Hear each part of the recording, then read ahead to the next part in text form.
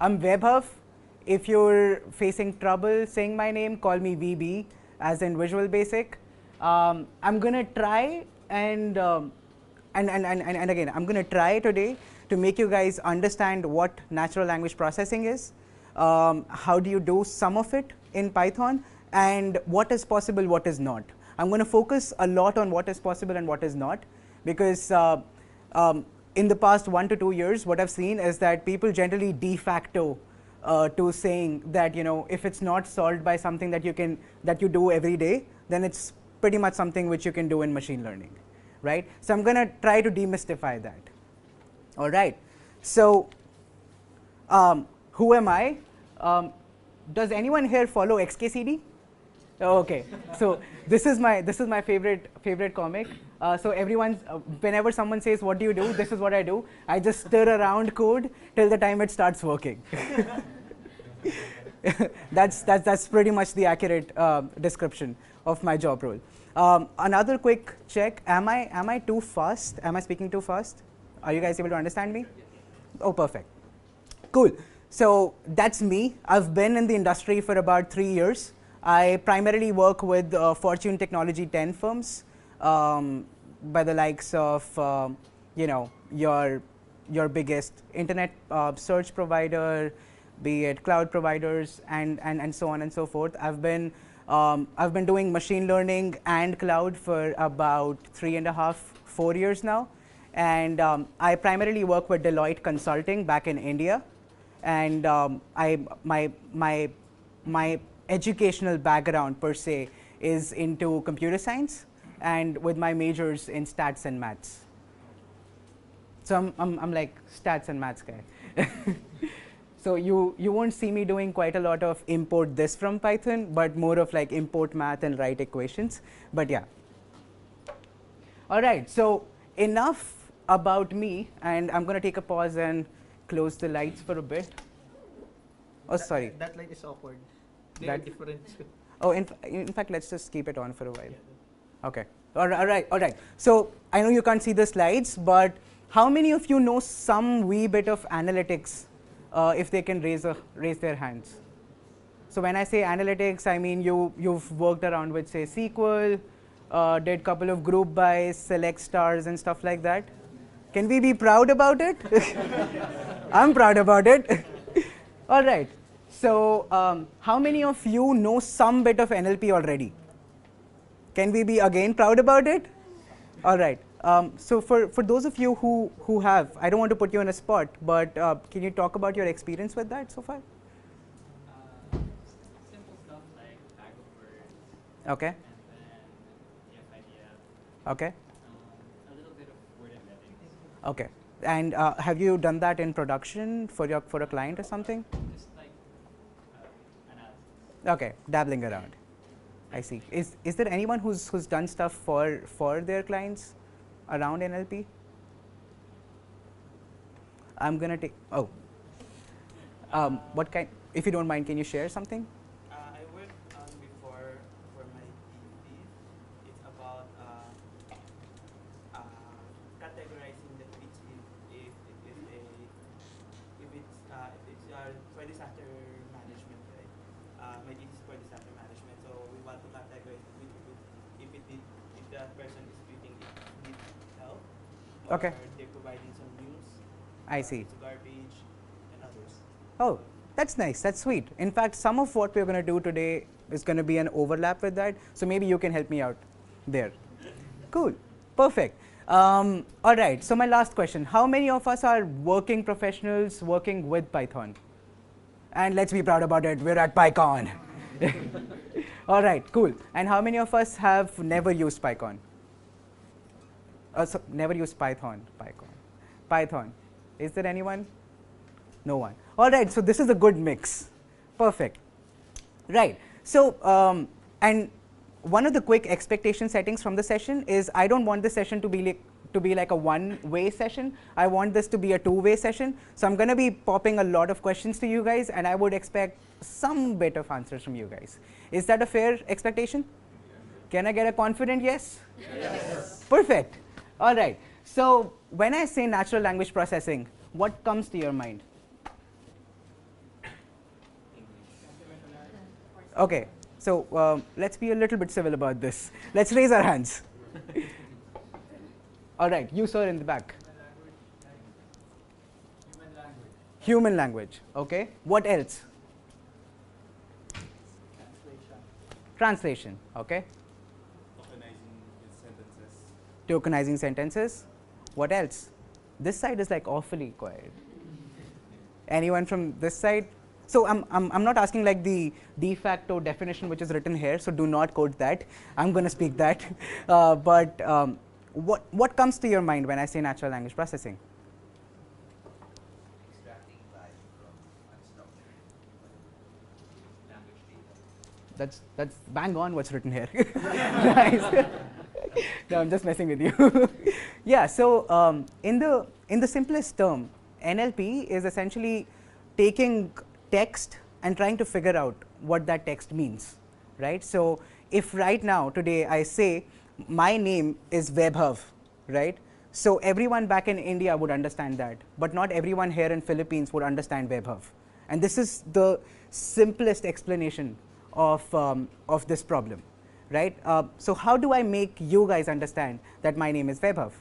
One way of doing that is what the gentleman here said, is that you can use machine translation to probably, if I can write my my name in like the Filippo language. I know you guys have quite a lot of ways of writing it, but in some way which you all understand, then maybe you understand the pronunciation of it, right? But that's just one part of it. There are multiple parts of it. But the broad intuition here is that natural language processing is a field wherein we want to understand all of this insane amount of text that is out there, right? So what are a couple of text sources? You've got Facebook, you've got Twitter, you've got all your PDFs, docs, right? Google Docs, your Word docs on the on your computer. You've got handwritten documents, right? So and a lot of these, right? And this is so much of information which is just out there and we cannot process yet, because till date all that we've been able to process has been something which can be stored in like a SQL server, right? Or something which is numerical, which we can probably put into a pandas data frame, or like a Spark data frame, and then run some analysis on it and get some queries out. What we haven't been able to do is take all of this valuable information, be it on social media, be it no matter where it is, take all of that information and make some insights, make some decisions out of it. Now I'm going to take a quick pause and I'm going to ask you guys, is there any application of NLP that you use every day?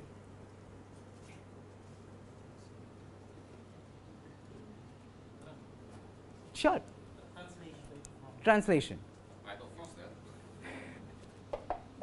All right. So he uses it. One. What else? Autocorrect. Second. What else? Siri. Yes. Okay. Yeah. Anything else? Chatbots. Anything else? I'll tell you something which spam filters. Yeah. I was just gonna come to this. This is one thing which has revolutionized our life. Anyone who was alive back in 1990s, they know how many spams we used to get, right? They were insane. There was no such thing as spam filters, right? So all those Nigerian emails we used to get. Yeah. So every other day there used to be this dude who used to message or mail us saying that hey, I've got $100 million. Can you transfer X amount of money in my account? And people used to fall for it, right? Now we've reached an age wherein Google is processing, and this is I think last month, wherein Google is processing close to a trillion emails a day and classifying them into spam or not.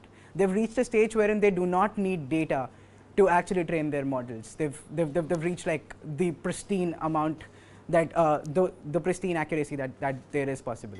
Now imagine how much, I mean, this is an application of NLP which has soaked into our life, right?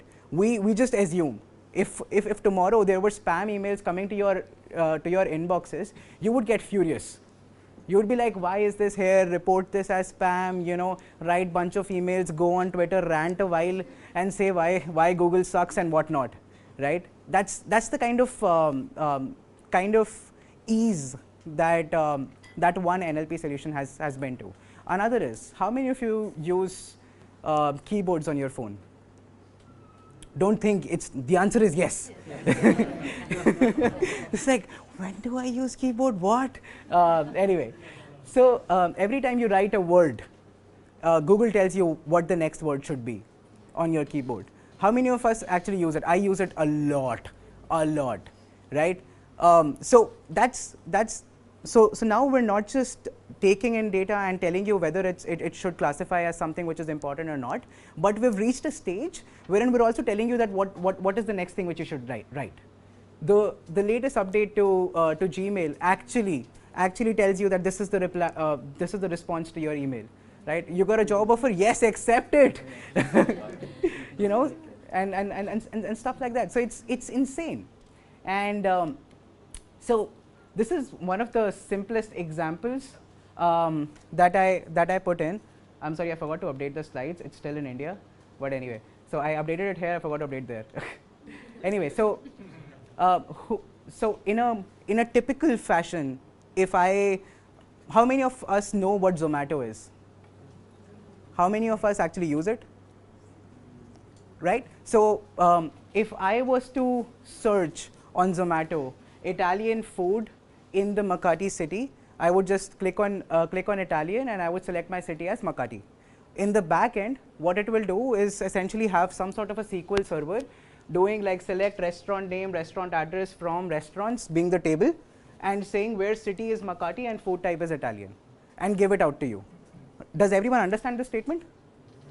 Can I get a confident yes? Yes. Yeah, perfect. I don't want you guys to sleep. But this is like the age-old way. What's the new way? Is popping in on your Siri and saying, where can I find Italian food in Makati, right? The natural language way is for Siri to understand the food type, is to understand the city, and run this query in the backend, right? So we're not replacing anything. This stuff still stays here. What's changing is the way we're interacting. Is there anyone who disagrees with this? A yes or no is generally helpful. Okay, cool. So how many of us know about Google Duplex? Okay, no one. So this will be an interesting.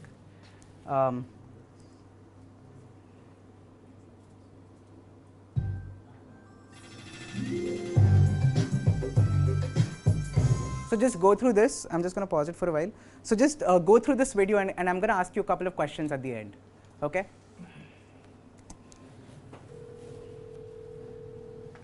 What's happening out here? Hi, I'm calling to book a women's haircut for a client. I'm looking for something on May 3rd. Sure, give me 1 second. Sure, what time are you looking for around? At 12 p.m. We do not have a 12 p.m. available. The closest we have to that is a 1:15. Do you have anything between 10 a.m. and 12 p.m.? Depending on what service she would like. What service is she looking for? Just a woman's haircut for now. Okay, we have a 10 o'clock. 10 a.m. is fine. Okay, what's her first name? The first name is Lisa. Okay, perfect. So I will see Lisa at 10 o'clock on May 3rd. Okay, great. Thanks. Great. Have a great day. Bye. So what you just saw was a Google Assistant, not a human being. So the voice on the left was actually a chatbot talking to a real life human person. How cool is that? I mean, it blew my mind the first time I saw this, right? And couple of things to notice here, and I'm going to quickly jump back, and I want you to notice this as well.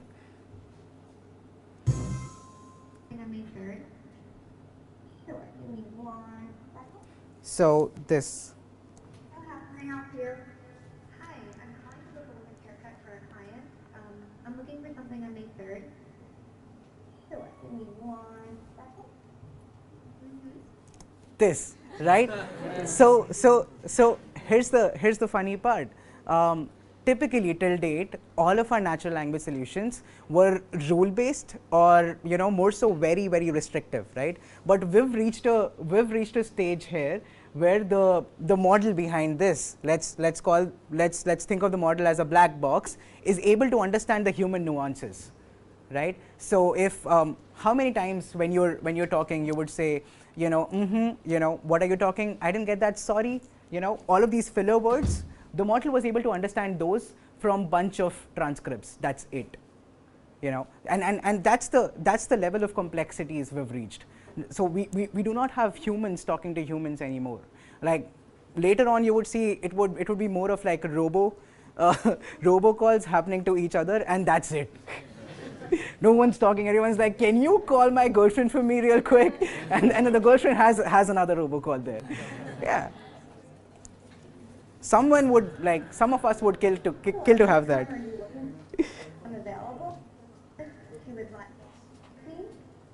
Okay, so there's one more, and I want you to like listen in really quickly, and really closely onto what the conversation happens.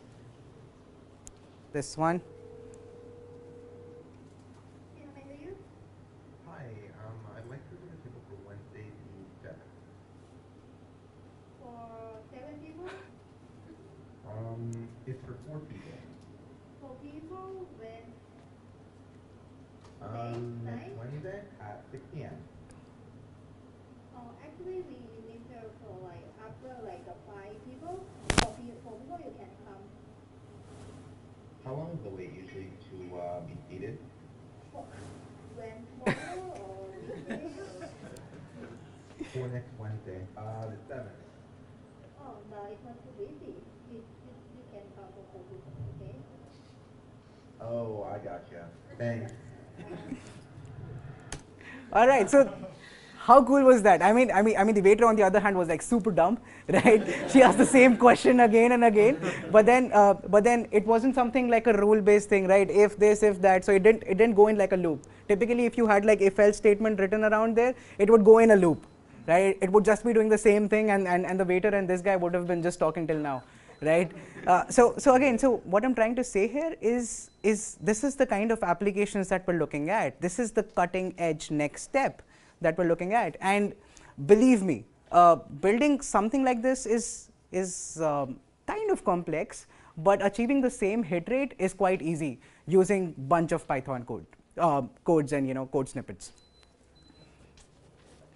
I'm just gonna quickly go back to my slides.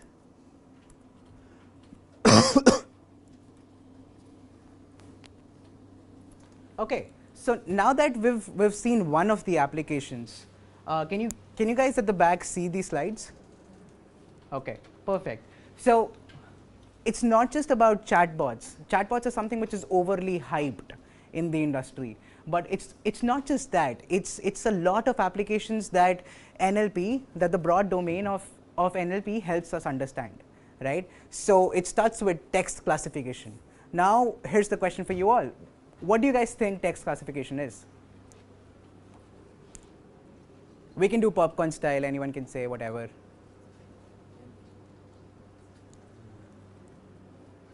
I don't bite if you don't say anything. Putting text in, depending on what your use case for it is, like which team this email goes to. Yeah, yeah. Anyone who disagrees with that? Yes, no, maybe, perhaps. Okay, so text classification in a broad nutshell is taking an email and saying whether it should go in spam or it should be in ham. In a more complex setting, in like a typical chatbot setting, it would be like whether the person's asking to place an order, whether the person's looking out for restaurants, whether the person's looking for something nearer or far away, and so on and so forth. Add as many buckets as you want to add.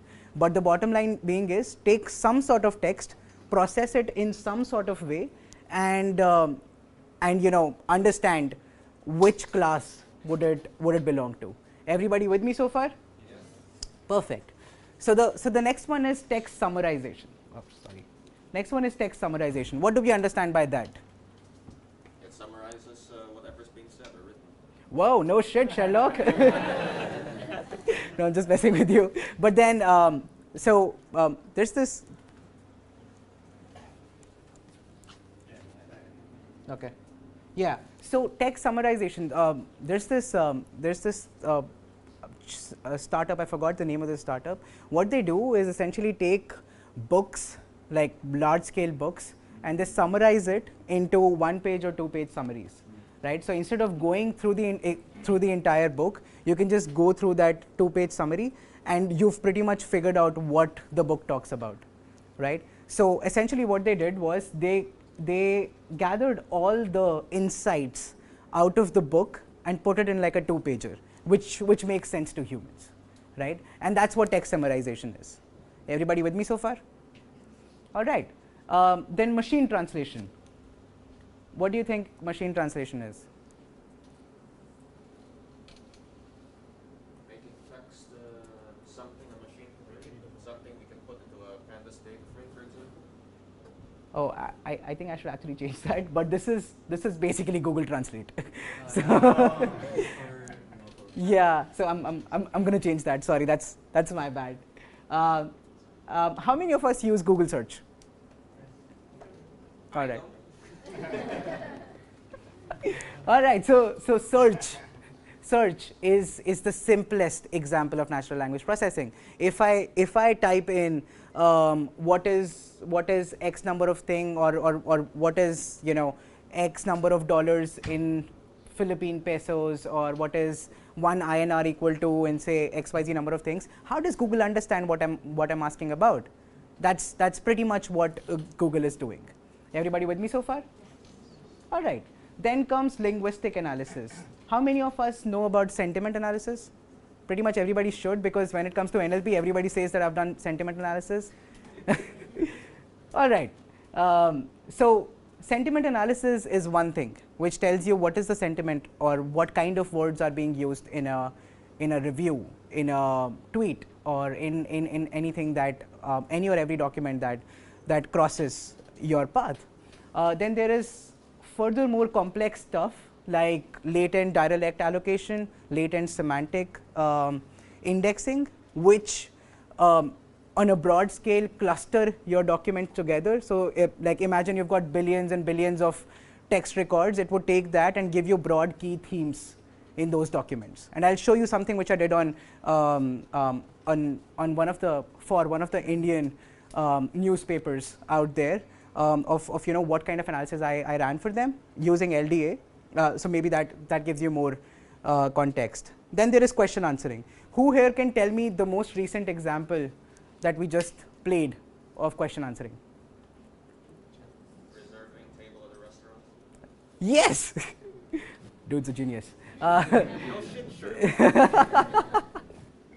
So question answering, right? So me asking Siri, what's the weather out like, and Siri replying back to me and asking another question on my way. So the typical example is when I was trying to book a Grab the other day, I was trying to get Google Assistant to do that, and I said, can you are there any Grabs nearby or something like that? And I said, yes. Do you want me to book one for you, right? So and then I actually proceeded and said that yes, and it booked one for me. I still had to put the location and everything, but then it was smart enough to actually open the app for me, right? So that's like basic level of question answering, right?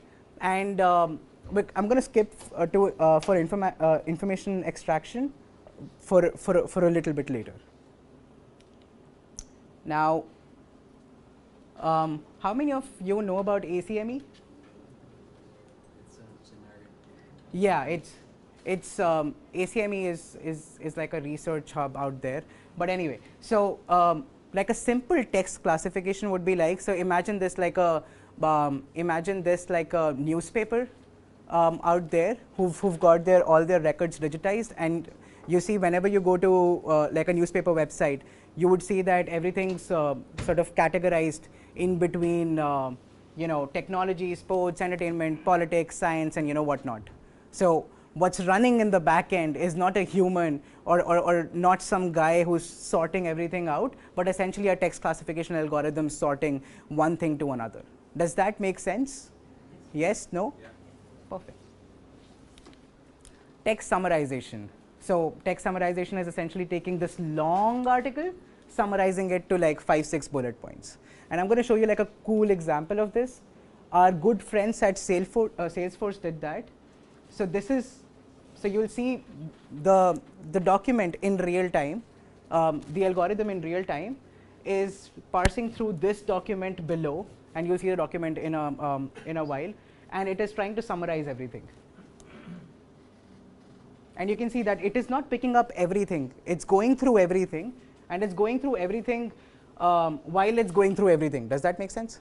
So when it's going through each word, it's also going through the words previous to it, afterwards to it, and again doing it every now and then coming up with this. So this was like a 150-page article, and it came down to, I think, about 2.5 or 3 pages at the end. And this is available on Salesforce. Though Salesforce did not open source this model, but they have this like really cool demonstration of this.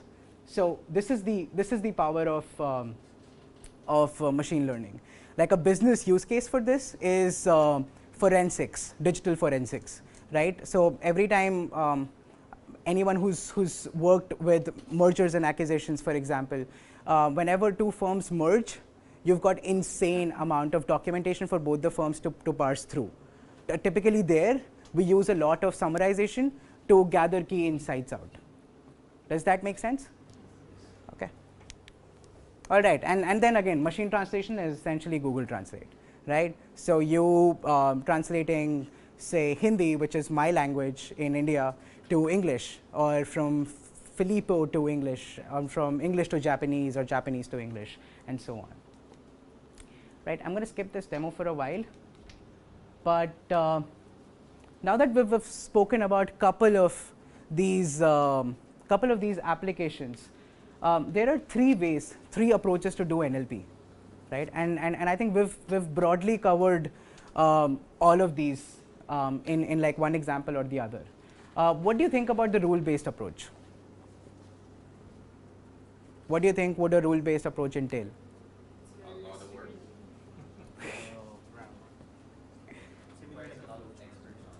Yeah, a flow chart. What else? You were saying something? Yeah, it requires a lot of expert knowledge. Yeah, it requires a lot of domain knowledge, right? So essentially, if I was to build the same grab system for using like an if-else statement, so I'll be like whether this statement has grab in it, right?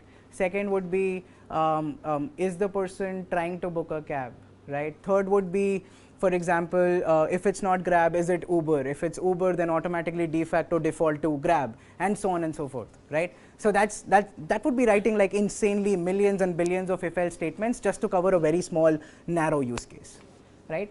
Then there is statistical analysis, and I'm going to show you a use case in just 5 minutes about this. Statistical analysis is taking in large chunks and corpus of data, and trying to figure out what broad themes are being talked about, right? So imagine this way, that you've got like a corpus of your leading newspaper, and you want to understand what are the key themes that we've been talking about. Is it too political? Is it too sciencey? Is it too technology oriented, or are we just talking about entertainment, right? Then there is the machine learning approach. Machine learning approach is what you saw with Google Duplex, right? Wherein the algorithm is smart enough to understand what is the question being asked and what to ask later on. Any questions on this? No, yes, no, maybe, thoughts, perhaps? Cool. All right, so before this, I'm going to quickly walk you through the solution, which this is a dummy solution.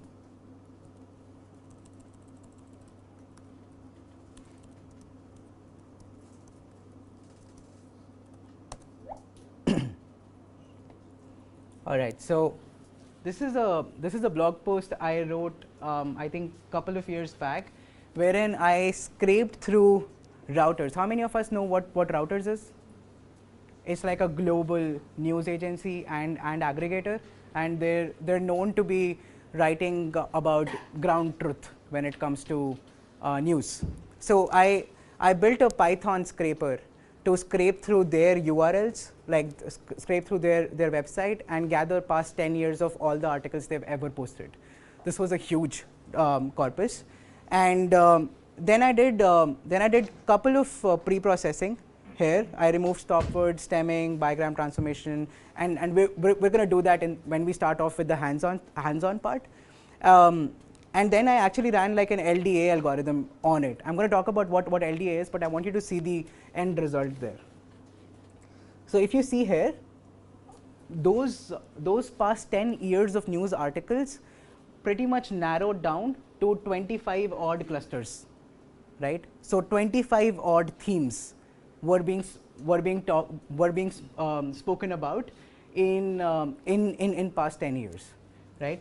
So I marked a couple of them. So say for example, if I go to cluster 4, right? So you see, this one's talking about technology. Why? Because you've got Google, you've got Apple, you've got technology, you've got Microsoft, internet, product, software, Facebook, device, and you know, Yahoo, and so on and so forth. This talks about technology. That means that on a scale of this, 1 is the largest cluster, but then if you look at 4 is broadly talking about just technology firms, right? Similarly, if I go on 25, it's there, it's way off. These are Indian firms: Tata Consulting, Cybercrime, Reliance Communications, and Tech Mahindra, and so on and so forth. This is again talking about technology firms, right? If I go to cluster 11, this is predominantly only talking about US, right? And we've seen this. International newspapers have been obsessed with US.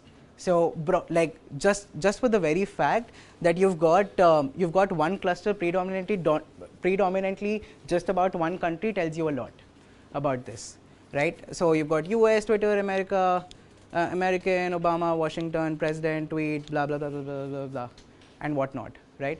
Now this took me a day, right? But if I was to summarize this down and give this tool to a news agency, this would help them a lot, because this would not only help them in writing better articles, but also to understand what themes sell, what themes actually would make a difference out there and give them more clicks, what articles would make them more money, what articles should they write more about.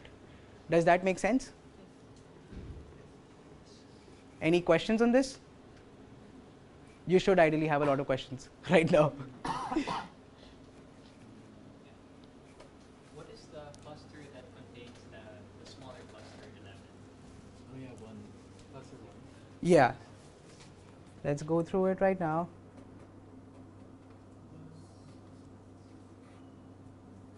So this is the 1 cluster and this is the 2 cluster. If you see, this is mostly junk.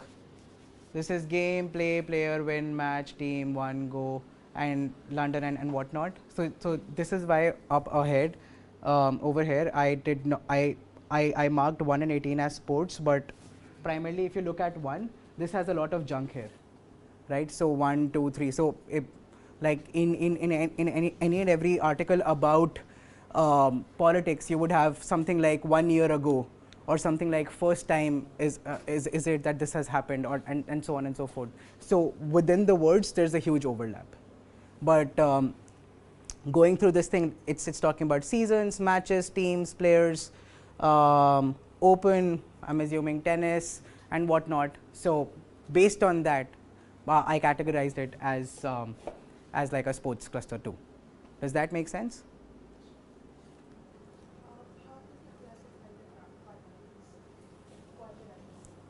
How did I?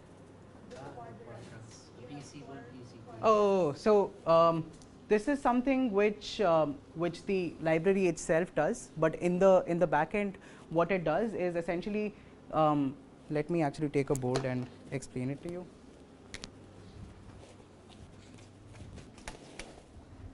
Right. So, say for example, I wrote Trump. both are the ground truth. So if these were my news articles, then I would essentially make some sort of a numerical representation of these words, right? So and now, if I was, this is what 1, 2, 3, 4, 5, 6, 7, 8, 9. So this would essentially make a matrix of word 1, word 2, word 3, word 4, word 5, word 6, word 7, word 8, word 9, and then 1, 2. So this will become like a 9 cross 2 matrix. If I was to, you know, like in the pure intuition terms, this is what I'll get. Everybody with me so far? Yes. Yeah. So now, can you plot a 9:2 dimensional thing on a graph like this, on a 2-dimensional graph? Long story short, you cannot. you can only plot 2 dimensions in a 2-dimensional plane, right? Because you only have an x-axis and a y-axis, right? So and over here we have 9 other axes, right? So in the back end of LDA, it runs this dimensionality reduction algorithm, which projects this 9 cross 2 space into a 2 cross 1 space. Does the intuition make sense? Yes, no, maybe, perhaps. Why? Can I get a confident yes?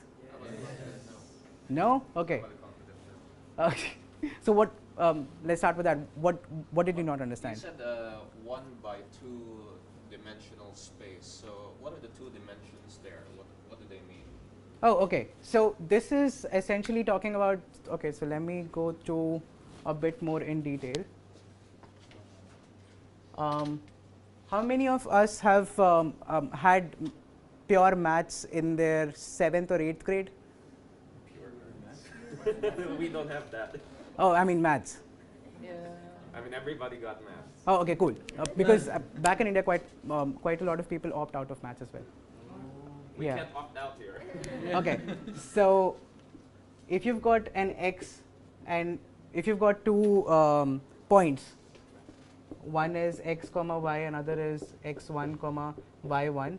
Can you calculate the distance between these 2? Yes. Yeah. What's the simplest way of calculating the distance between these 2? Yeah. So it would be something like x2 minus x1 minus y2 minus y1, or plus whatever floats your boat. Square it. Yeah. Does everyone understand this? Yes. Right? Pythagorean theorem, right? No. What?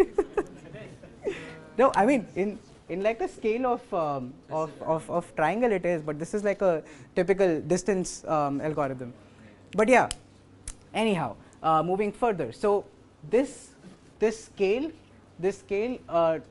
compare this as the origin, and I'm going to quickly close the lights. So consider this point. Is there somewhere I can write? No, I cannot. Distance of these clusters, of these words, of these articles from the origin. Origin being that we know nothing, right? Origin being that you've got a null document, which talks about nothing, which gives you 0 information, right? And that is why, you know, when you see clusters clustered together, it says that they've got words which are broadly interrelated. Does that make sense? Does that make sense? Yeah. Cool. So you can find this at, I'll send out the link later on, but it's on my github.io page. There's nothing else apart from this there, but yeah. All right. So, and this gives me the perfect opportunity to talk about why is NLP so hard, right? And this is one part, guys, which I really want you guys to focus on, because these days in the industry, any and everyone says if you cannot do it with bunch of lines of code, do it with NLP, do it with machine learning, do it with XYZ number of things. Whereas broadly you can do that particular task with some extra lines of code as well, right? First thing is, there is no perfect solution that exists, right? Now we just spoke about this clustering algorithm which I was showing you guys, right? there is actually no perfect solution to give me the exact number of clusters, right? For me to come up with those 25 number of clusters, I had to run it for each and every number of clusters and then see which makes more sense or not, which means that there is no solution or like there is no one size fits all model wherein I just throw in like a text document and it gives me insights. Does that make sense? Second is that language itself is a moving target. Every year we come up with new slangs. Every year, right? I mean, Trump was, I don't know, drunk or what. He came up with this word called Kovifi. Yeah, it became a trend. It started trending on Twitter, right? Every day. So typos, right? Language differences. So I'm not too sure. I forgot the name of the language, but most of the language have a gender in sentence, right? He is a boy, she is a girl, right? Yeah. There's let's take French for example. In French, you do not have gender in the language. So how do you convert French text back to English? How would you know which gender to use, right? So if in case someone says that in French he is a boy and she is a girl, or say she is a boy, for example, both of those would pretty much come down to the same sentence. But when you're converting it back to English, it would pretty much default to he is a boy. And this is something which Google Translate team is doing quite a lot of work on too. More so, the slangs, right? We like all the slangs that we use. BTW, by the way, right? OMW, on my way, right? I'm pretty sure you guys use quite a lot of slangs too. All of these slangs are an anomaly in any and every natural language system, right? What that means is every time a new slang comes in, every time someone puts in a typo and puts it out on the internet, that is a moving target. That is something which my model is not prepared for. That is something which my model needs to be prepared for. Does that make sense? Yes. Okay. Third is this is computationally expensive as anything, right? Imagine running like a broad algorithm on 1 terabyte of data. Let's just take this. Let's just take the distance matching stuff. If you were to just calculate distance between 2 points, it would take what, 1 second? Now, if you were to calculate distance between a trillions of point with trillions of points, how much time will that take? Yeah, it will take ages. Like going by the same heuristics, it will take trillion seconds, right? Sorry, trillion cross trillion seconds. Now it is trillion to the power trillion seconds. Yeah, sorry. So it will take trillion to the power trillion seconds. I mean, your kids would be still there, and the algorithm would still be running, right? That's how difficult it is. Now we have a lot of computation. Now we have a lot of with the advent of new hardware, there's like a lot of speed up which we get nevertheless, but still, that being said, this is very computationally expensive, right? And that's where other stuff like cloud and all of that comes in. But bottom line being is that this is very computationally expensive. Any questions on this?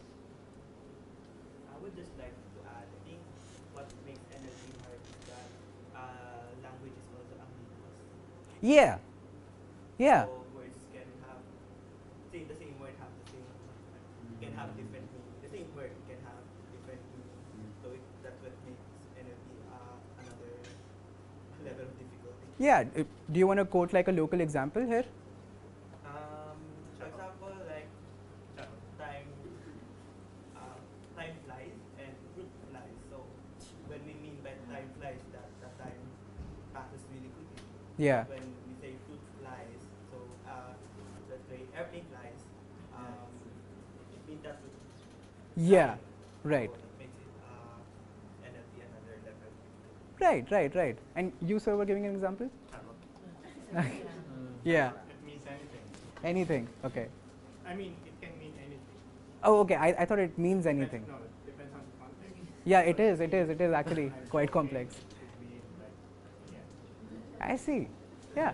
So again, I mean, great point, right? So he just said that word and I got confused.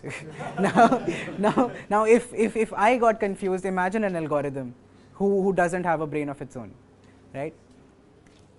So yeah, with that, so I'm gonna be tweeting these slides out in a bit, but I've put in a couple of resources. You will get it, so no need to click pictures. But anyway, but so you can like read couple of books on this later on, and I'm gonna start the workshops after question. So any questions? I'm just wondering, you have explained about the complexity of NLP. Between the two, natural language processing and image processing, which do you think is more complex? Which do I think is more complex? Okay, this is okay. So here's what here's how I'll put it is when it comes to image, we have already a lot of sophisticated algorithms out there. You've got bunch of RNNs, you've got different types of, I mean, typically from neural net standpoint, you've got quite a lot of thing going on there.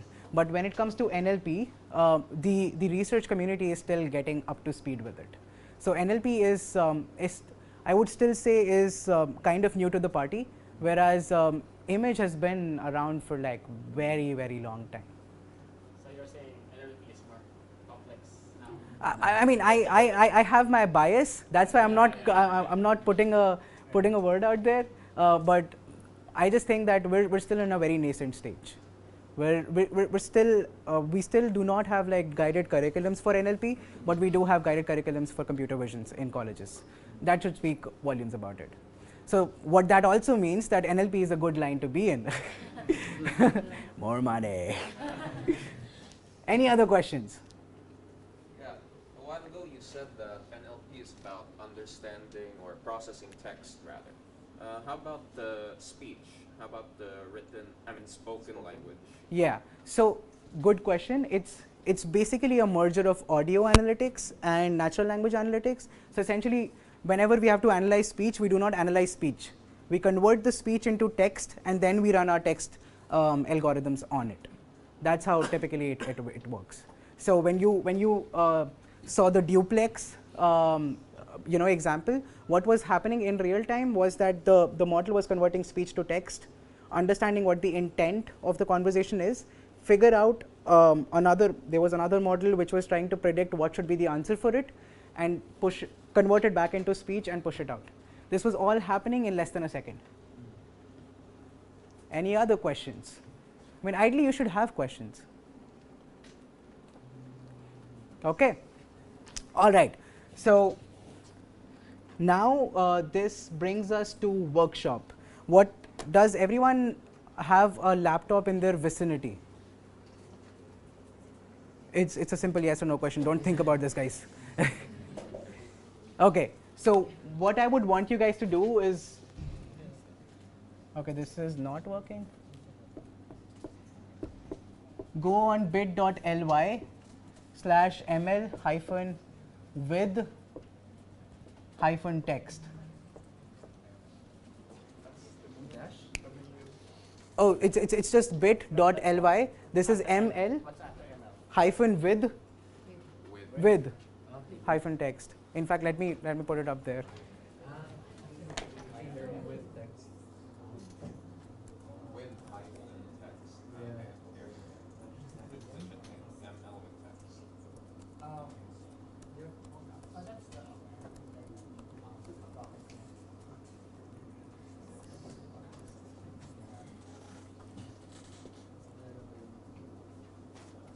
Working for you? Oh no, I just went straight to your GitHub. Yeah, GitHub, yeah. Cool. So ideally you should be on my GitHub page with this. Yeah, it's all lowercase. Yeah, so funny story, no one understands my handwriting when I write it in small. So I always write in caps, my bad. So is everybody on that page? Anybody who's still not on that page? Okay, take your time, no problem.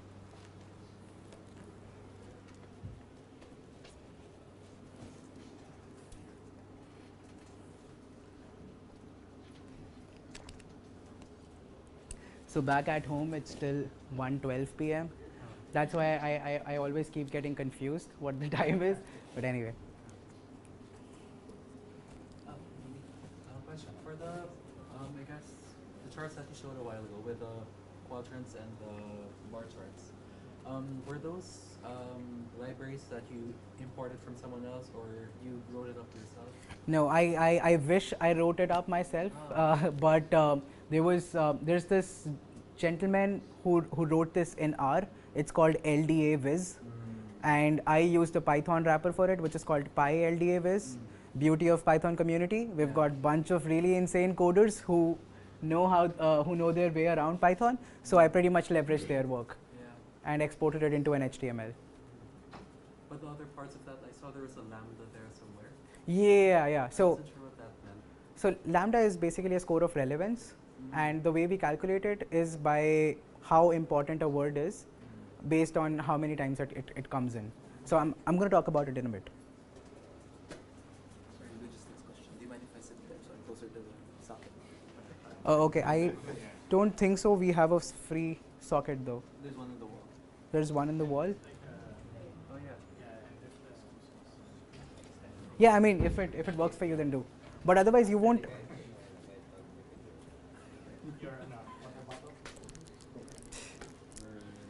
out of space in the settings.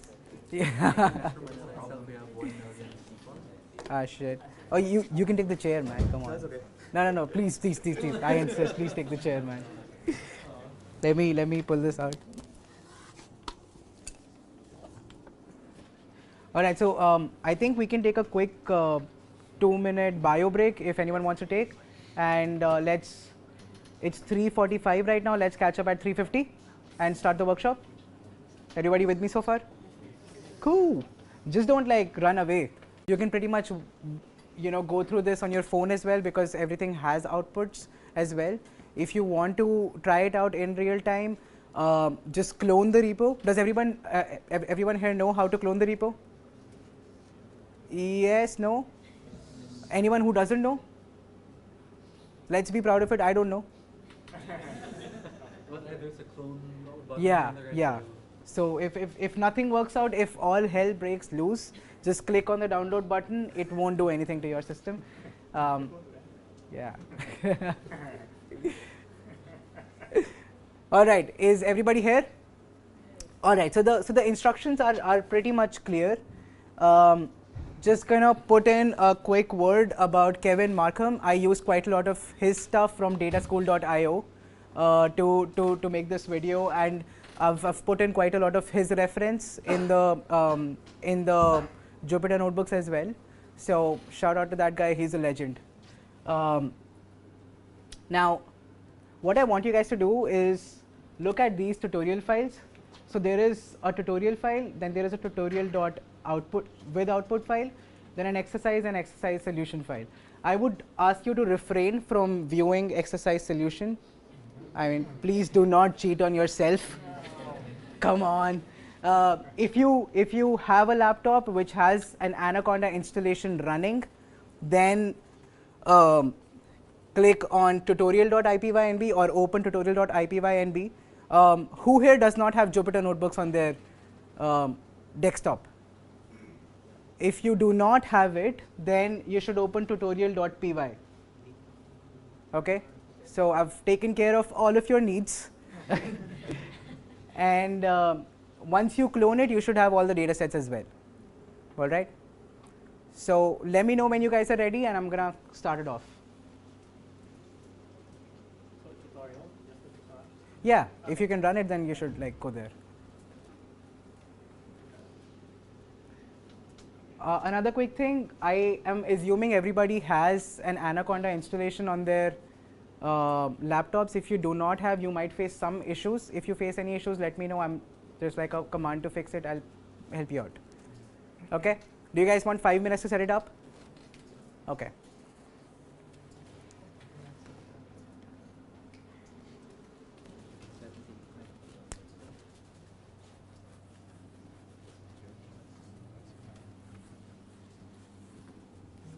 See my screen? Okay, so in the time every one of you gets everything figured out, broadly, this is what I'm going to cover in my agenda. Okay, so how many of us here know scikit-learn? Let's be proud about it. It gets bread and butter at our home. Okay, so I'm gonna do like a quick refresher of what of how scikit-learn works, so that everyone's on the same page, and then we're gonna go head first into natural language processing and text classification within Python. So, do you guys want me to execute this with you, or how do you guys want me to go? Okay, cool. All right. So this is compatible with Python 2 as well. If in case someone's still like the Google folks still on Python 2, you can still work. No worries, we don't judge you. All right. So what I'm going to do here is essentially so scikit-learn. Let me talk a bit about scikit-learn. Scikit-learn is the de facto library which you should default to for 95% of your machine learning use cases, right? If it comes to statistical analysis and if it comes to machine learning, scikit-learn has pretty much all the algorithms that you would put out there for production use cases, okay? And folks like Google, folks like Facebook, folks like Instagram, everyone uses it, right? So and it sort of abstracts all the complexities of writing the algorithm on your own. Does that make sense? Yeah. Okay. It's a Python library. The Python Software Foundation directly invests via NumFocus into it as well. So this is something to look out for as well. So it's like a really huge project out there. This library has a couple of data sets inbuilt. We're going to use something which is known as the Iris dataset. Anybody here who knows about Iris dataset? Does anyone want to talk about that? One of the first. Yeah, so it's the most classic data set out there, and we're just gonna talk about it real quick. Yeah, so if you look at this here, this is a pandas data frame which has all the data about it. So what Iris dataset has is basically data about 3 types of flowers, right? Let's call them A, B, and C, and it has 4 different types of information about it, right? So one is sepal length, other is sepal width, then there is petal length and petal width, right? Sepal being the just above the stem, if I'm not wrong, and then petal is the flower petal. Everybody with me so far? Does everybody understand this? Cool. And then I'm trying to match these against 3 classes, 0, 1, and 2, right? 3 different types of flowers. Does that make sense? Okay. So if in case you think that I'm going too fast, stop me. If in case you do not understand anything, stop me. If in case, yeah, don't stop me otherwise. All right. So now that intuitively, let's think about this for a second. If you're given a task by your employer or by your college or anyone, assuming leave all your Python background, leave all the coding background aside, intuitively, if you were given this data set and if you were to ask to segregate this data set into 3 different buckets, how would you do it?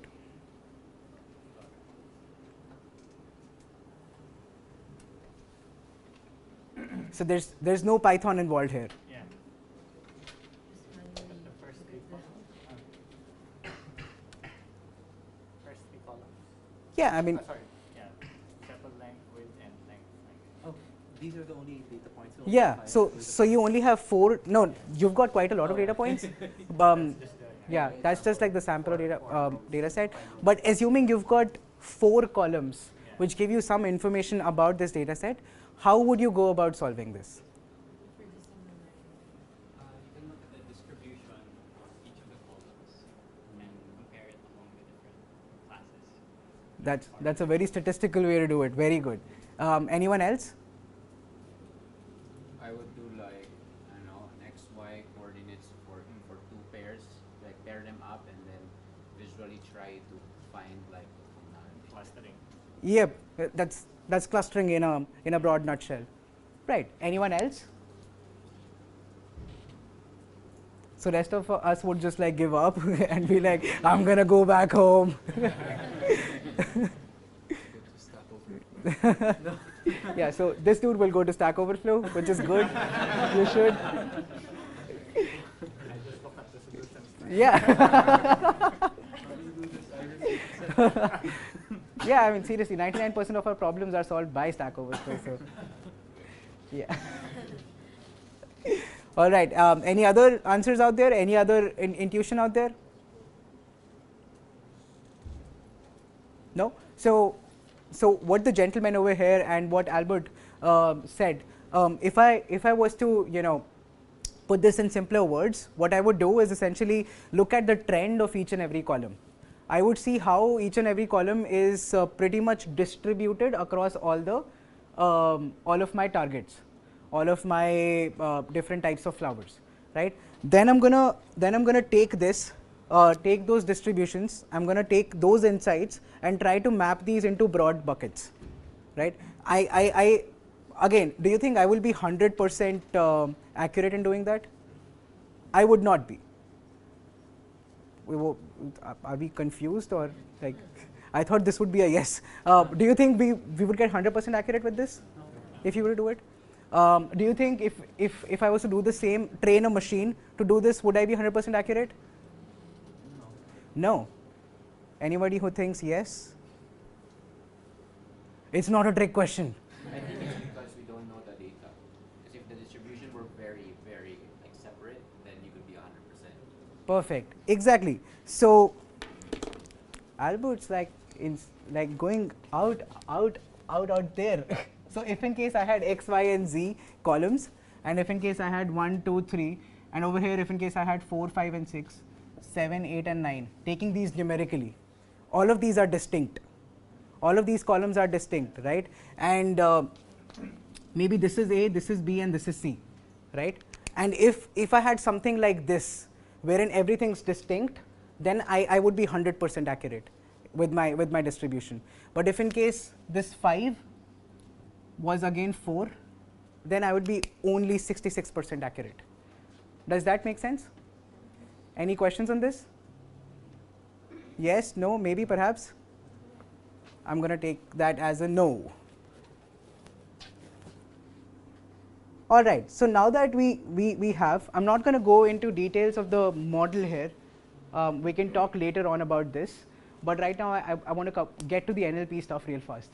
So what we did was, till now, we took all the data from Scikit-learn's dataset API. We put it into a pandas data frame. Who here understands pandas data frame? Anybody who doesn't? Okay. So a pandas data frame is basically a columnar representation of whatever information you put into it. So if in case I had A, B, and C column in, say, a file, the pandas data frame would create like a columnar representation of A, B, and C, and then I can subset the data with columns across rows and so on and so forth. So I can do all my compute using that. Everybody got that? Can I get a confident yes? Yes. The energy is going down, guys. What are we doing? We're at the last leg of this workshop. No, I'm just kidding. We've got lots to cover.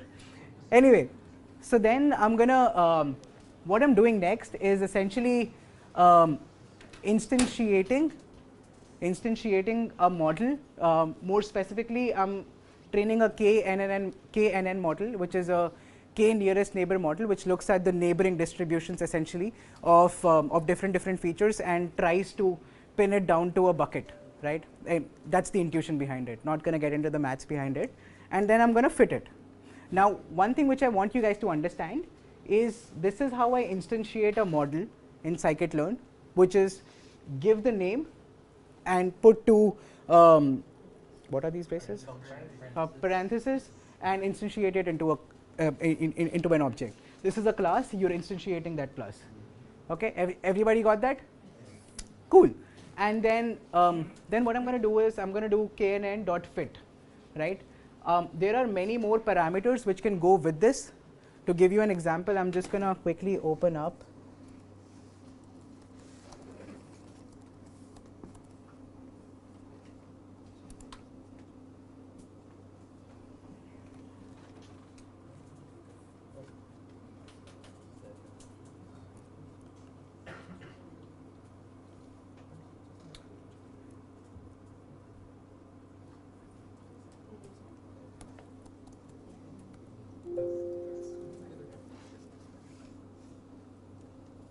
Oh, sorry. Yeah, so this is how you access the scikit-learn website as well. This will come in super handy. It's at scikit-learn.org, right? So if you go on that, that's where all the documentation resides. And pardon all the tabs that I have opened at the top. It's like way too many. Anyway, but essentially there are like a lot of parameters that can go in. And I'm going to quickly shut the lights off.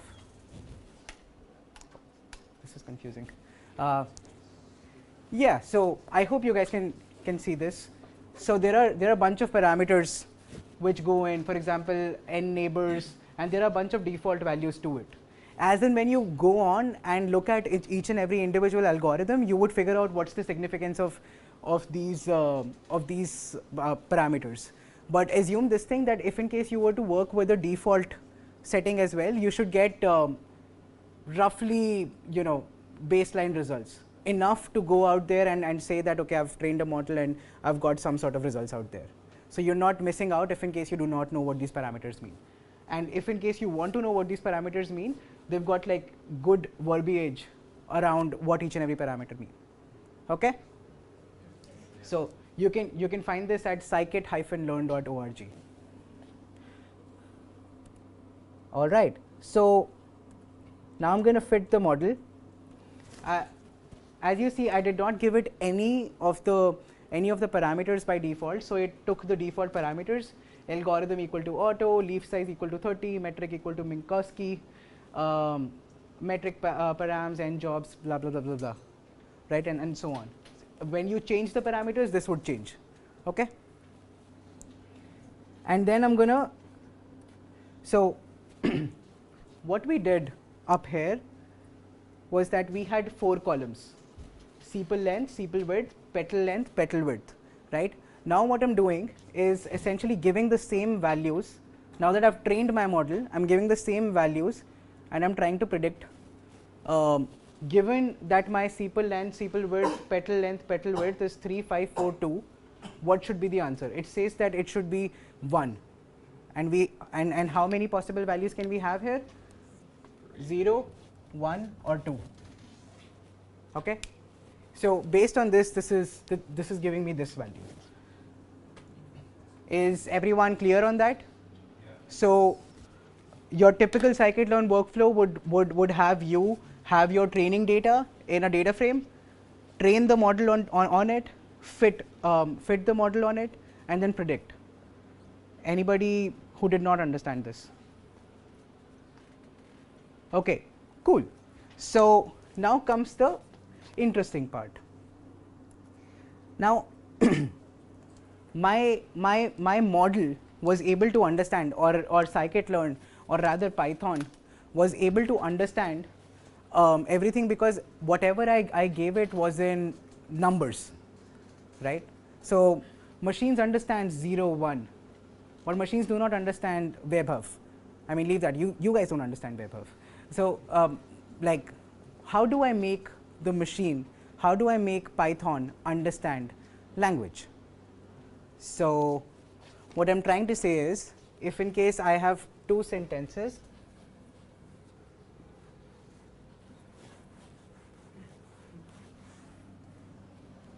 like Trump is the president of US and Indians love cricket, how do you think I can convert this to numbers? And again, like popcorn style, any answers? Just make 1, 2, 3, 4, 5 like that. Nice. Anyone else? Just those 2 sentences. Yeah, for now. Turn each word into a number. Turn each word into a number. Trump will be 0, is will be 1, the will be 2. Okay. Encode. Anything else?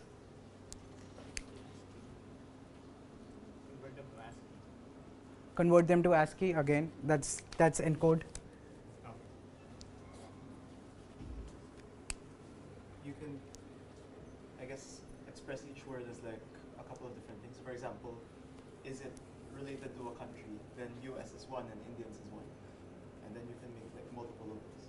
Right. I'm going to write that as FE, which is feature engineering, and I'm going to come to it in a bit. Yes, sir. Assign polarity to words. What do you mean by polarity? Like for example, if you say love, it's more positive. So Okay. So have different polarities for different words. Okay. Anyone else? Yes, sir. Something simple there. For example, if one word exists, then you can say either two or false. Okay. Yeah. I'm going to bring that down to count again.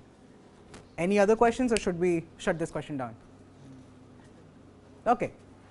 Cool. So let's go over each and every one, and the code does the same thing.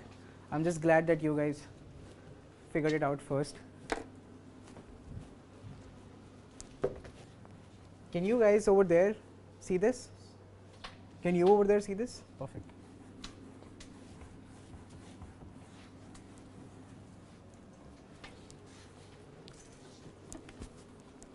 All right. So say for example,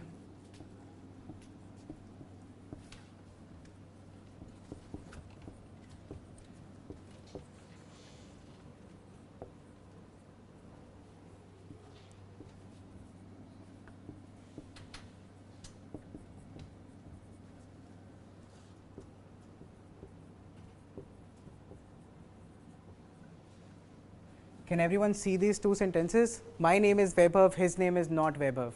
All right. So if in case I was to go down the count route, and I'm going to take what Albert said and what the gentleman over there said, then if I was to write this, I would basically create a data frame, or let's just say like a representation of data with my name is Vaibhav, and I'm going to take whatever of this is not in there. So I'm going to take his and not. Okay, and I'm going to write 1 and 2. So this would be, so in the first sentence, tell me what all is present. Is this present? Yes. Is this present? Yes. Is this? Yes. Is this? Yes. Is this? No. Is this? All right. Over here? Oh yeah. I just got in the flow. I'm like, you know. Yeah. So this is 1. This is 1. Is this? Is this? Oh yeah. Okay. This is the simplest way of understanding the value in text and getting that into numerics. Does that make sense? Anybody has any questions? Yes? No? Okay. Now I'm actually asking, does everybody got this? Yes. Okay, perfect. Anybody have any questions on this? No. Okay. So the limit of how many words would be depends on the file that we have, like the original file. So if there are words that are not part of it, the matrix would not really capture that. So it will depend on the corpus. Correct. I was gonna come to that later on. So say for example, if I trained my model on this, and say if I had 2 classes, right, Vaibhav, or let's just say VB or not VB, this would be a VB, this would be not VB, and if in case the new sentence was his name is Albert, yeah, for example, yeah, I'm going to pick on you a lot. So for example, if I was to give this to my model would not understand Albert at all. It will just reject it. So this is an ambiguity in my model. This is where we sort of need to go back and figure out what to do about this use case. Should we have another, should we gather more data, train our model on more data, or should we just remove this use case whenever it comes? Okay. Whose question was that? Does that answer your question? Cool, perfect. All right, then comes encode. Same problem. Sorry? Same problem. Yeah, same problem.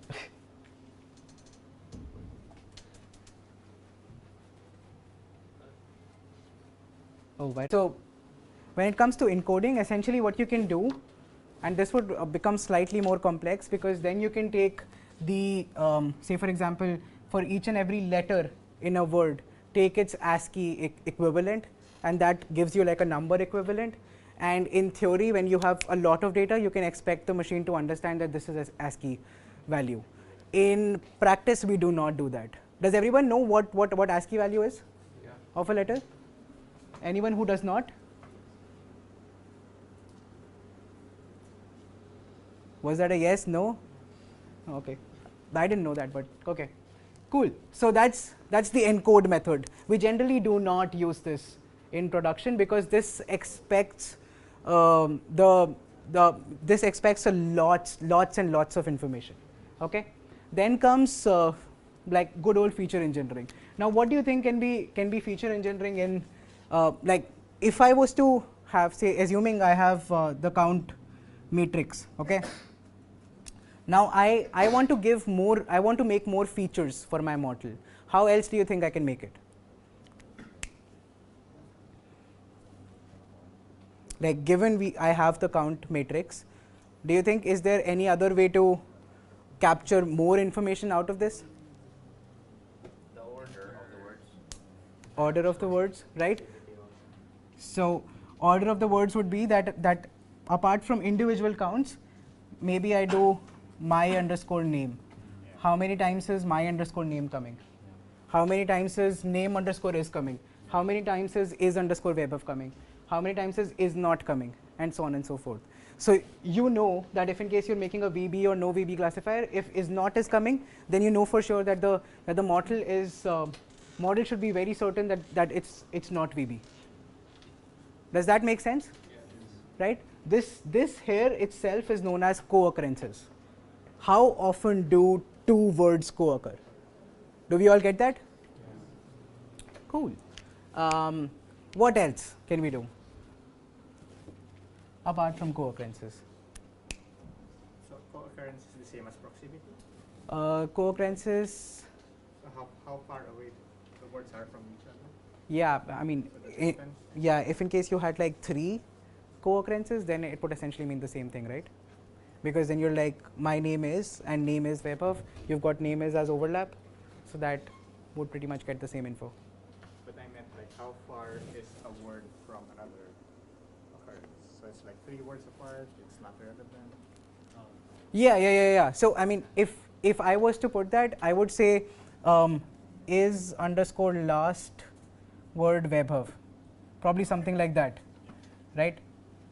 In this example, this won't make sense, but you know, manually, if in case I had a lot of text, then I can essentially put 1, 0, 1, 0, and 2, and so on and so forth. This could, so like think of it this way: whatever features you create, Because it has to be binary.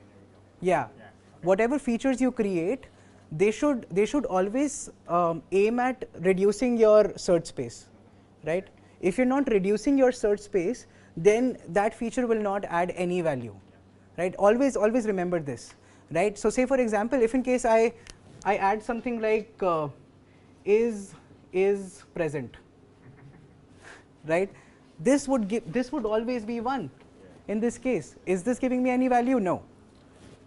In the same way, when I had my name is Vaibhav and name was same, my was different, is was same, not was different, and Vaibhav was same. So in this example, typically my model would never work because Vaibhav would always be 1. Does that make sense? Yes. Right. So this is the stuff which you should always look out for. Now, when it comes to real life, you would say that you can make this matrix in 1 line of code, right? So where does the value of a data scientist or where does the value of a natural language processing engineer come in? It is in building these features, right? No algorithm out there can beat human knowledge, right? I know language better than anyone, right? So For example, if you were to build like a Filippo classifier, you would know Filippo better than me. You would know Filippo better than a machine. So you would know what are the nuances there. For example, that word you were talking about, right? You know that word means anything, right? So you can pretty much encode that information and tell your model that, okay, if this word is coming in, maybe you should ignore it because it's like a junk word or something like that. Does that make sense? Because this is important. Okay.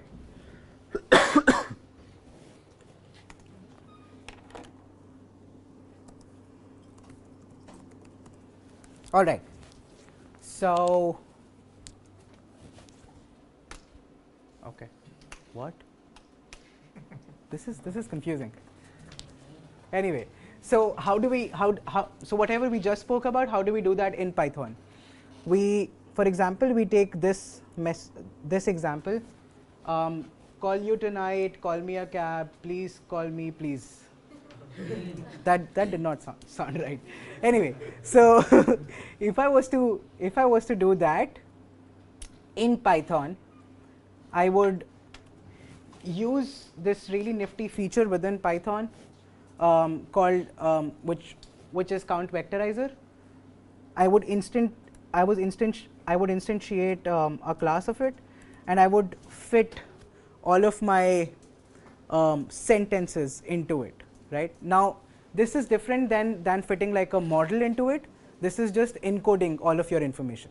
But scikit-learn has a uniform API across. Okay.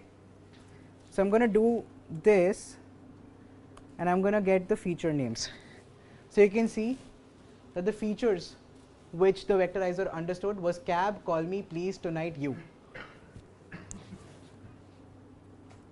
Does this look different from my text here?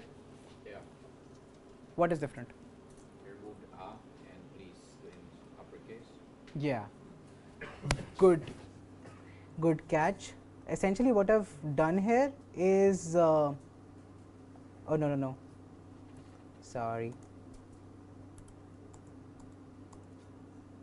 Okay. So what I've done here is stop words none. Yeah. Oh no, wait. Something's not right here. Yeah. So if you look here, essentially I'm removing all of using this regular expression given here and the lowercase equal to true parameter here. This is default, which it does on its own. I can change that. You can change that. Anyone can change that. Based on this, it will create a matrix of this. So it basically removed all the trash out of your sentences, removed all the dots which do not add any value, and removes all the stop words. Now, do you understand what stop words are? Anybody who would like to explain? Anybody from that side who would like to explain? Yeah. Mostly the word yeah, a and the yeah. So basically, words which do not add value. So if I say there's a cat, right? If I was to just say cat, you would still understand cat. There is not required for my machine. That's just basic trash which it does not need. Does that make sense? Cool. So I did that, and then once I fit it to transform my corpus into that matrix, I gotta do something called dot transform, right? Now keep this in mind because this is important. You first fit it. So when you fit it, it understands the nuances, which all features are there, right? When you do transform, it basically creates like a matrix for you, which you can ingest. And then if I do toArray, you can see that it basically creates the same matrix as we created there. If in fact, let me put it into a data frame and show it to you. Can you guys see that in the back? Or let me see if I can. Can you guys see it now? Right, so in the first one, cab wasn't there, call was there tonight. In the second one, cab, call, me was there. In the third one, call me. And please was there twice. Does that make sense? Cool. And for those of you, so this is like go at your own pace. If in case you want to like read through, I've added bunch of comments, couple of verbiage, links for you guys to go through. So if in case you do not understand something, you can go at that link as well to understand the it in more detail as well. Okay. Now, couple of things to know here is that this creates something in like a sparse matrix. When I say sparse matrix, what do you guys understand? Most of the values are. Yeah, most of the values are zeros or nulls. When I say sparse, it means that. So this creates a sparse matrix, which means that it is quite easy to build large corpus of these. It won't take that much amount of memory. In real life, we do not know exactly how much data is enough, because no matter how much you train, you would always have some sort of irregular case point that would keep on bugging you, right? But then bottom line being is, and this goes on to your question, which was that we would need quite a lot of information. Generally in like production use cases, we have gone down to like billions and billions of columns as well, and then run like some sort of dimensionality reduction to bring it down to 4 or 5 dimensions. Does that make sense?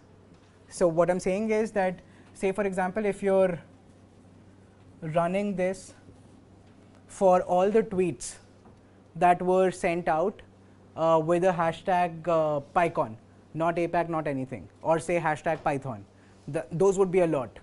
Right now I just checked, there are 150 tweets coming in per hour. So if in case I had to do that for 1 year of data about hashtag Python, that would give me roughly about 100,000 or 150,000 different words, because I would have Spanish, I would have German, I would have English, I would have Hindi, I would have Filippo language and whatnot, different kind of new words. So once I have all of that information, I basically churn it down into 7 or 8 dimensions, or 10, 15, 25, whatever you think is right. How you do that is using the same distance calculation and bring it down. Does that make sense? I have a kind of a probably simple, probably stupid question. Why don't we assign these numbers of columns into a flatter file wherein the my name becomes another one? Like we can make a character column that has my name and half of the occurrences, so that it becomes neater, and so the binary stuff, the 1 zeros, become So you're saying that that instead of having like a flat structure, you have more of like a vertical structure. Yeah, what's the intuition? Yeah, so the reason we have something like that is, and I'm going to go quickly back to the iris example. This is a good question though. So do you remember this? Now each and every one of these are mapped to either a 0 or a 1 or 2. If you have like a vertical structure, how would you map it to a class? Mind blown. That's why you need to make it a column. Yeah, that's why, I mean, that's probably the way to go, because that's simple. You only have 2 columns to manage and so on and so forth. But this is where the compute comes in, essentially. And typically, if you're running like if you're running like a huge analysis which runs, or say you retrain your model every month or every 5 months or something like that, then you save this in like the same columnar format in your Hadoop cluster or something like that, and then you take it in again, retransform it, train your model again. That's what essentially happens. Does that make sense? Was I able to answer your question? Cool. Okay, so here's the good part. Now I'm gonna give it a like a simple test case, and I'm gonna give it text called "Please don't call me."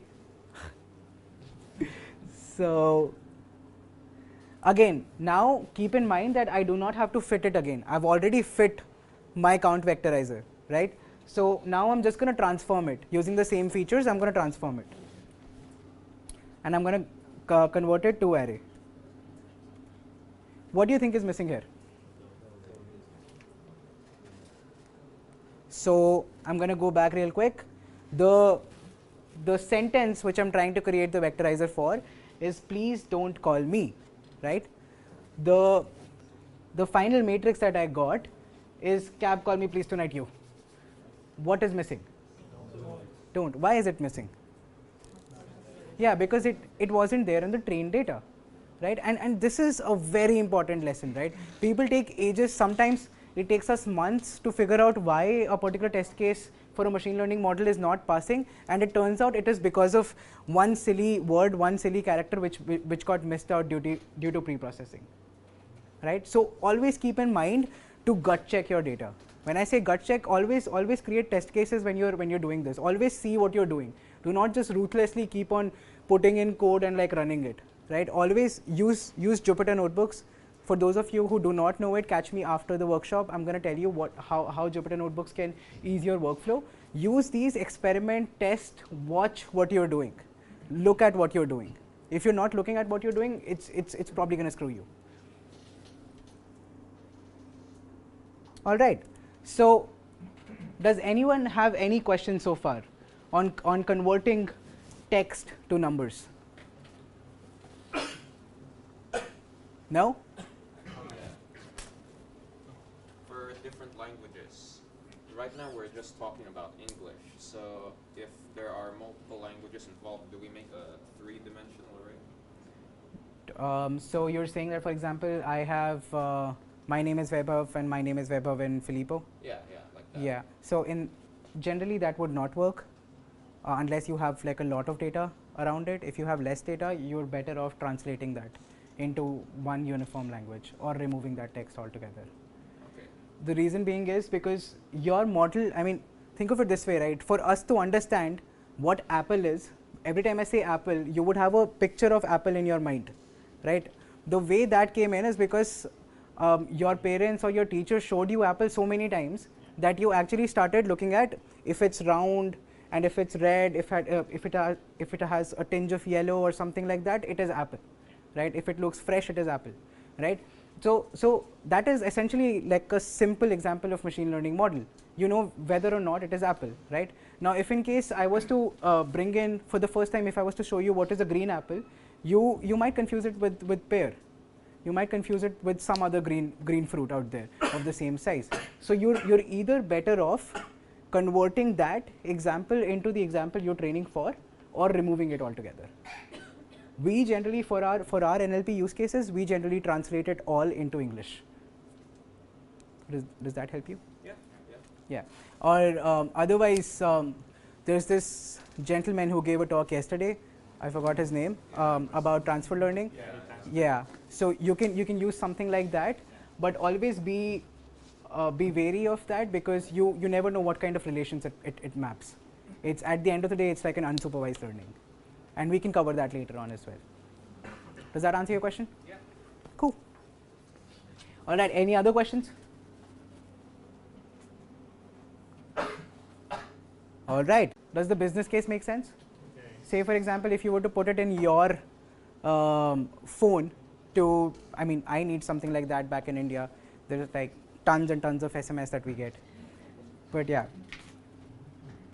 Anyway, so to get this into the table, this is how you get it.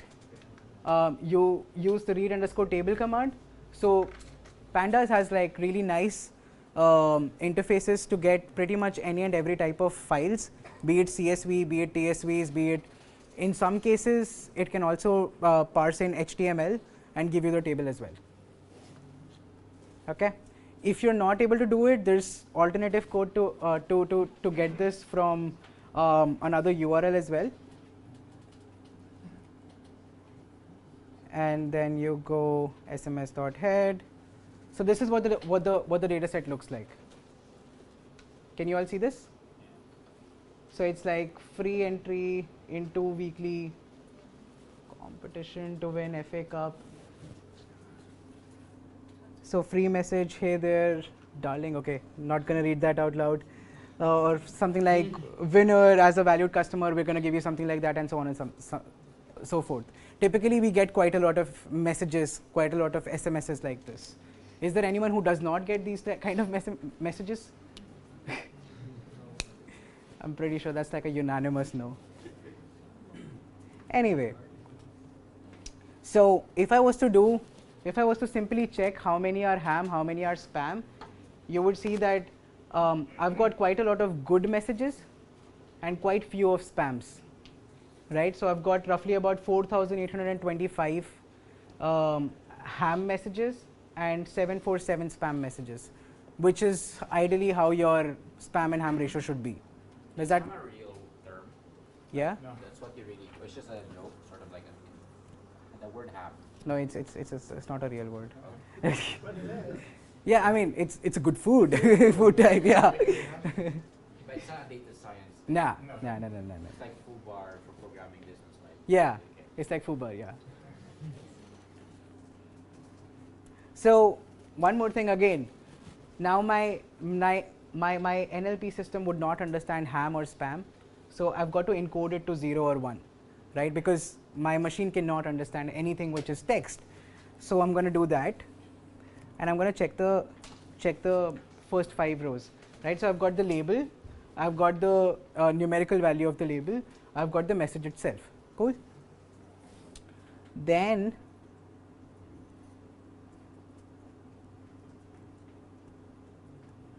okay.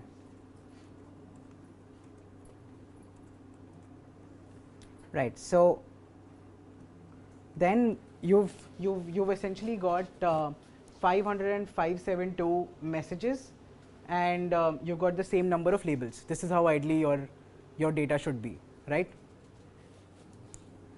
Then I do something called cross validation. Who here knows cross validation? Not you. Do you know cross validation? Do you want to explain it? Okay, so cross validation. We have here like so many messages, and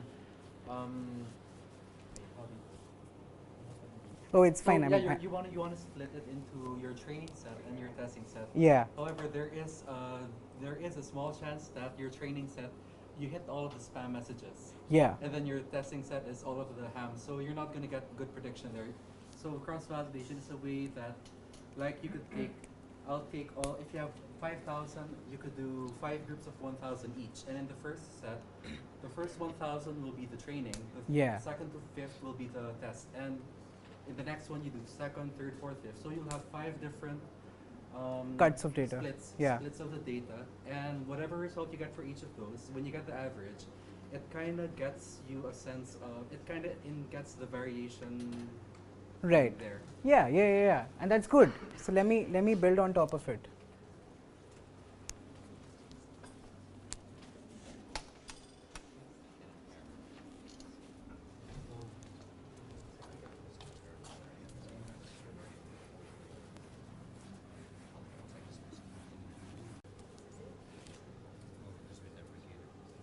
So assuming you have 1, 2, 3, and 4, right? Assuming this is my length and breadth of data, okay?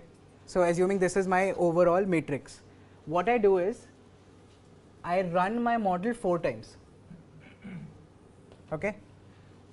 And I typically, how I go about this is the first run, this is the second run, this is the fourth run, right? So I block the first chunk out. This is my testing set, and I train on these 3, and I test on this. It will give me some accuracy, say 70% or something like that. Okay. In the second run, I take this as my testing set, and I train on this, this, and this, and I get another value. This may be 72%. Then in the third one, I use this one. In the fourth one, I use this one. And all of these would give me 60, for example, 60%, 98%, something like that, right? Now, this helps me in 3-4 things. One, it helps me figure out whether my data is distributed properly or not, right? If my data is not distributed, then I can get into a problem such as all of my spams are in say 1 cut of data, or all of my hams are in 1 cut of data. I don't want that kind of stuff happening, right? Second is, it tells me across unanimously all the across all the cuts of data, what is that one thing, or say what is that one number everything converged to. So for example 72, 80 and so on and so forth. When you go on it, you can pretty much figure out the average accuracy of your model across all the cuts. Does that make sense? Right? So say for example if I'm running this and on the third iteration I get a 60% accuracy, what would you infer out of it?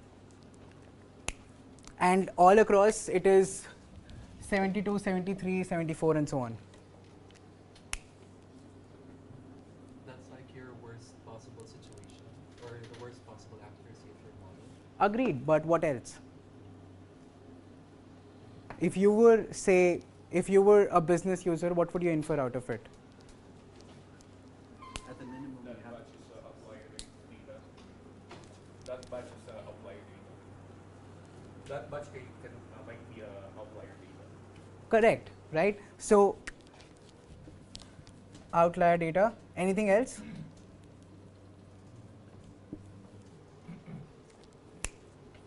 The model was not able to generalize. The model was not able to generalize. Okay. What else? There are lots of interpretations of this. The model might didn't foresee or out of scope data. Like the model might be, or the data might be out of scope to the model. Okay. But isn't that outlier? Well, yes. Yeah. Anything else? You mentioned the distribution of The distribution, yeah.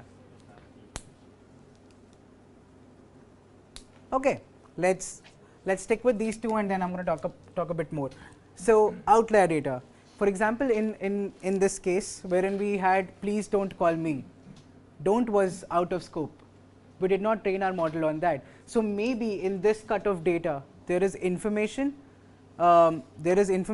Which our model has just not seen, right?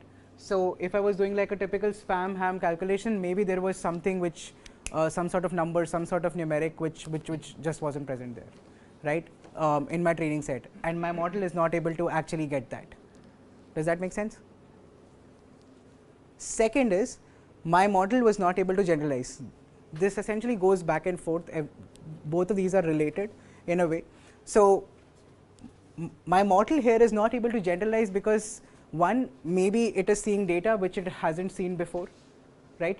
Two, maybe this particular class is dominated by one class, and three, maybe this has all the trashy data. That's also possible, right? To avoid any such thing, we do something called as a randomized train test split. So after every train test split, we keep on randomizing the data. And we run like not just 4, we run like 10, 20 iterations of the same, which helps me figure out if my model is not tuning to a particular signal.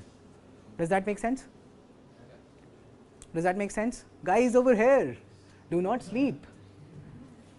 Okay. Cool. So now I'm going to quickly vectorize this, and I'm going to transform. some people using Python might encounter an error. Okay. Do you want to tell me the fix for that? Cross-validation, if you encounter a no module not found for cross-validation, just replace it with the word model_selection.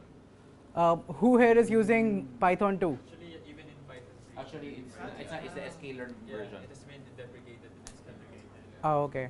They changed it. So change it to model_selection and that should be fine. Okay. So let me add that, and I'll update this in the repo. Let me in fact take a note. This is my copy only. Where are you facing an issue? From scikit-learn cross-validation, go down. Okay. So after part 4, Ye- and before part 4. And what do you? Model selection. From scikit-learn model selection. Yeah. That's it. Yeah, that's right. No, that remove that. Okay. Okay, that's it. Cool. So I'm going to update this. Really sorry, guys. So now essentially all the way through till the next section, what I'm doing is essentially creating the same same count vector as before. Okay. And once I've created that, and again, keep in mind, I'm doing this for both train and test. Okay. Now, fun question. Every time I close the lights, I get a question. Now, fun question. Do you think I should create a vectorizer for both train and test?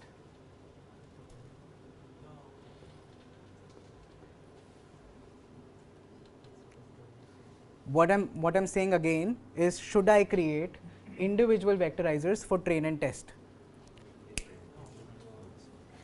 No? How many of us say no? And I want a confident no or a confident yes. Okay. So the guys who are clueless here is I don't know. We're clueless. is okay. So who here thinks yes? It's a 0. Not talking about I don't know, guys. Who here thinks yes? So yes means that you should create different vectorizers for train and test. No one? So I've got either no or bunch of I don't knows. Okay. All right. Was that a yes? That's a yes. Okay. All right. We've got a yes, guys. Why do you think so? I feel like if you're going to create the same vectorizer for the two, then you're going to be like some words that will not be in your training set will still be in the vectorizer, which I don't know, to me sounds a bit unfair, because in the real world, like, you won't be able to know all the words that are not in your training set. Yeah. So shouldn't it be independent of each other? Okay. Who here said no? No-ish. Okay, Albert. I don't have an explanation. I'm just guessing. Oh, okay. So it's just the intuition. Yeah. Okay. I gotcha. Yeah. The question was like not we won't create vectorizers, a new vectorizer for train and test, right? Yeah. Because you need the sheet to fit. Exactly. Yeah. So I'm just gonna get back to it, right? So say for example, if I have A, B, C, D, and B, C, D, E as my input, I think I should clear this.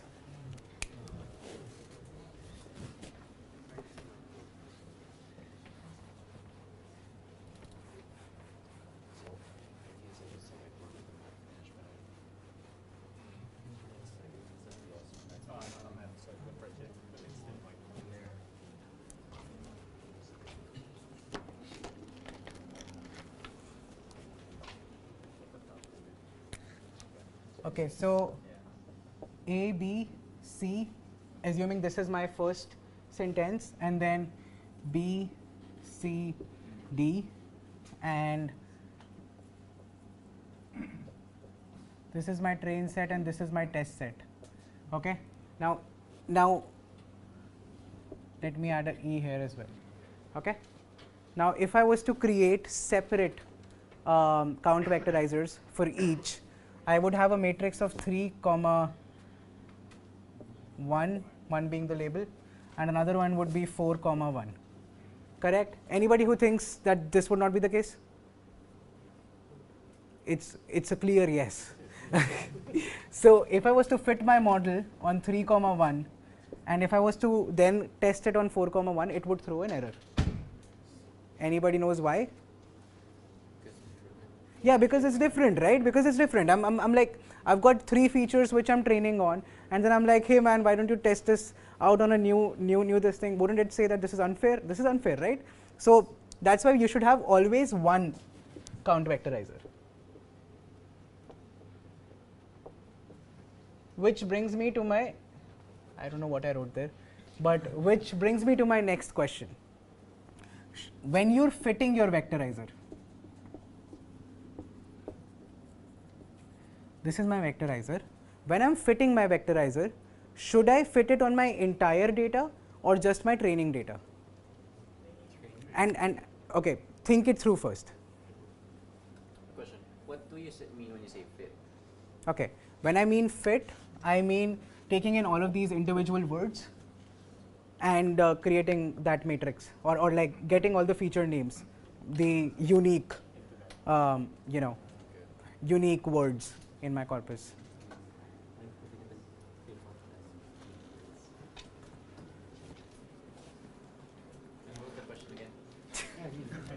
Okay, so when I'm fitting my vectorizer, when I'm creating my count matrix, should this should I create this on the entire data set or just on my training set?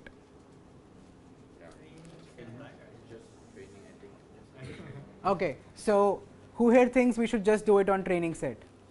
Okay, and be confident about your choice. Okay, who here thinks we should do it for both of it? Like for all, yeah. For all. Okay, so we've got, and everyone else is, I'm assuming, and I don't know. You need to have an opinion, guys. It depends on how large your data set is. For example, if you're adapting data, you can manage to, let's say, vectorize it, let's say, in a short period of time. Of course, it's more like complete and valid. So you're with him, essentially. That's what I'm saying, right? So assuming you have infinite compute and everything, yeah. So then you're saying that we should train on all the data. He's a lawyer. He's gonna trap you. So only the training set? Okay. So you, sir, why do you think we should train on the entire data? Sorry? Intuition. Intuition. Okay. So I'm going to put you in the I don't know batch. Okay. So who?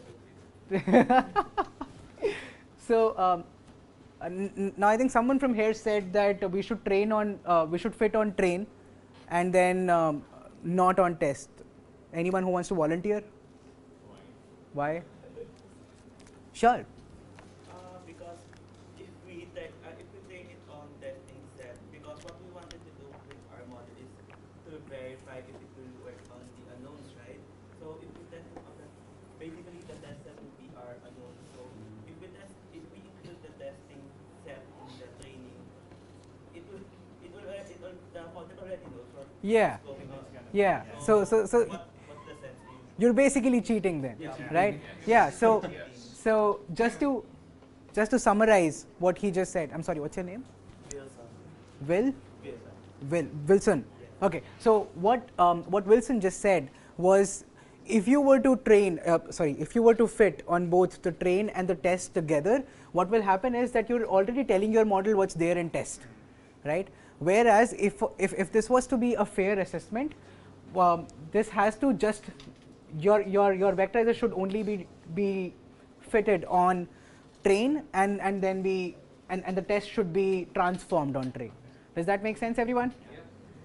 Does that make sense, everyone over here? Okay. Cool.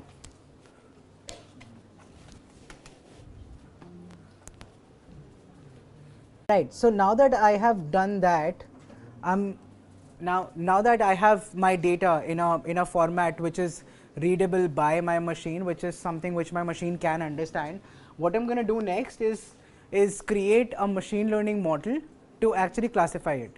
Now again, quick recap, what are we trying to do over here? We're trying to classify between two categories. What are those categories? Spam and ham.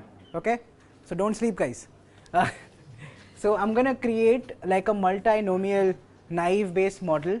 A naive based model is a probabilistic model which would essentially look at probability of each and every keyword coming in a particular class. Does that make sense? Does everyone here understand what probability is? What is the probability of a coin toss? Okay, we all know that. Good. So then I instantiate a class and then I fit my model on top of it. Again, throughout this workshop I'm not giving any parameters into it, because that is something which goes more into the paradigm of machine learning. And so what was my testing set? Okay, cool. And then what I'm going to do is I'm going to predict I'm going to use this and I'm going to predict. So whatever my test DTM, does anyone know what DTM is? DTM is document term matrix. It's like literally written on top, but okay. So document term matrix is the count vectorizer matrix that comes out. Intuitively, what that means is within your document, what all terms are there and what are their associated values. Does that make sense? Cool. So I go there and then I use metrics from scikit-learn and I check out my accuracy score. Everybody with me so far? Okay, lights on again.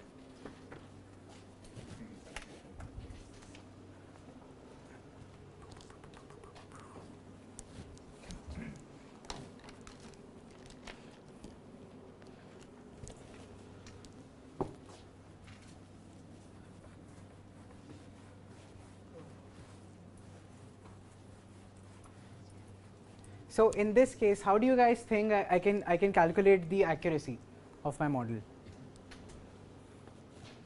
You see, I'm just giving y test and y predicted class.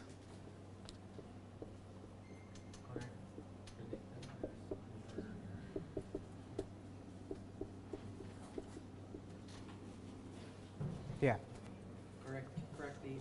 We'll compare the two columns, and every count where you're tested comes out equal to the predicted.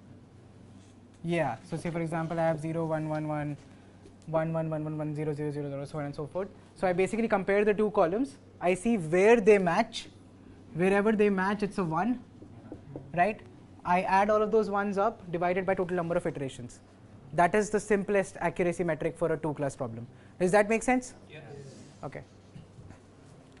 Okay, so I'm going to take a quick pause right now and do like a quick pulse check. How many of you think today that you can go out and explain to someone how do you do text classification? Assuming that text classification is something wherein you're classifying between spam and ham. Half? How many are confident? Enough. Enough. Okay. Dude who does not code in Python is. No, that's nice. So how many are V-bit confident of doing this? You know, how many got the intuition behind this? Okay. So is there something you did not understand in this? Or is it just because this is the first time that you're seeing this? First time. For anyone else? Okay. I was like looking out for feedback, but yeah. This might be looking ahead, but just on the side that while we use KNN and also naive Bayes, Yeah. From data science or machine learning standpoint, there are actually other options as well. Yeah. And just so that the rest of the group knows that those examples while KNN and naive Bayes, those are just one of the options. But there are many other options. Yeah. And I'm going to show like a flowchart in a bit. But essentially, so post this, I'm going to get to like more advanced parts. So I'm just trying to understand where's the entire class at. Was this too much? Is this too less? Or is this just the right one and we can go ahead? Just right. This side, what do you guys think? This is right. Yeah, this is good. Okay. Cool. All right. Now I'm gonna create the confusion. Anybody here who knows what the confusion matrix is, and be prepared to be confused. Do you know? Do you want to come up and explain? Oh, so you can explain from there. The first one is there are two types of errors, the type 1 and the type 2. Yeah. So we have false positive and false negative. Okay. So basically, what the confusion rate is just plotting that one. So I think the upper left is the true positive, lower left is true negative. Okay. And then false positive. So TP, TN. False positive are that one. Yes. So when we say false positive is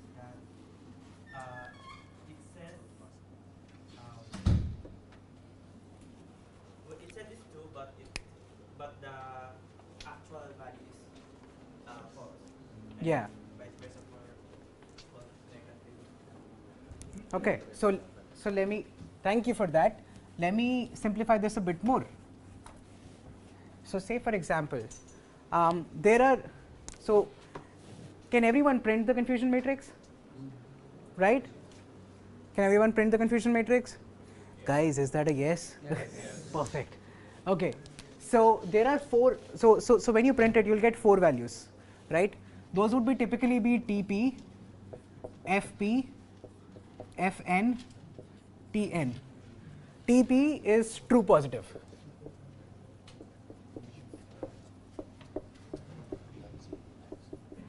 What is FP?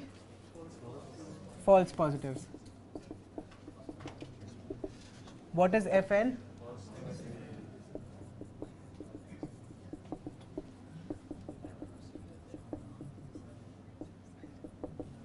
And what is TN? Okay, so question for all. What do we, what does it tell you when I say true positive? It was right. It was right, right? Cool. Yeah. False positive. It predicted positive, but it actually. Yeah. So it was negative, but it predicted it as positive. Yes. Yeah. So originally my instance was negative, but my model thought it was positive. That's what a false positive is. Does that make sense? Yeah. Okay. What is a false negative then? Yeah, so false negative means that in reality it was a positive, but my model said this is a negative. So this is a false negative. What is true negative then? Yeah, that was correct. Right? So if I was to look at this, I've got 1, 2, 0, 3, I've got 5, I've got 11, and I've got 174. So this tells me that my model is predicting 5 as like 5 of these iterations out of all is false positives. 11 of those are false negative, and then it's able to predict these right, and still my model is 98% accurate, right? In like a typical case, you would want to spend a lot of time observing this and how this changes when you keep on training your model to a different scenario, because no matter how high your accuracy be, it will still be given an example. This is something which this is like a typical textbook example. If I had a lot of patient data, and if I had a lot of cancer patient data, then in like a typical cancer patient scenario, my 99.9% patients would not have cancer. Correct? Only 0.1% will have cancer. Correct? Now, if I was to just build a heuristic around this and just say all the times that that the patient does not have cancer, what would be the accuracy of my model? 99.9%. That is why accuracy is something which you should never look out for. Okay, and over here in the same scenario, what you would have is this would be 99, this would be 0, this would be 1, and this would be 0 in that scenario, right? That means, I mean, if you deploy this in production, you're looking at billions in damages, right? So that's why always gut check your results. It's not about just writing the code. That's why I'm not even focusing that much on the code, right? You can get this code from anywhere, right? You can, this is like, I mean, you can find pretty much the exact code on Scikit-learn website as well, right? That is why, I mean, I spent a lot more time on building those slides and getting those links, right? Spend more time on the heuristics, spend more time rather than Python on the stats, on the math behind this. Okay. Now I've been told that I'm just left with 15 minutes, and I'm left with about 1.5 hours of the class. So yeah. So let's take a test case here, right? So I take a test case. Thanks for your purchase of video clip at look at me. Okay, this doesn't make sense. This is not a good example. So I'm gonna scroll it up. And okay, I'm gonna skip this. Sorry.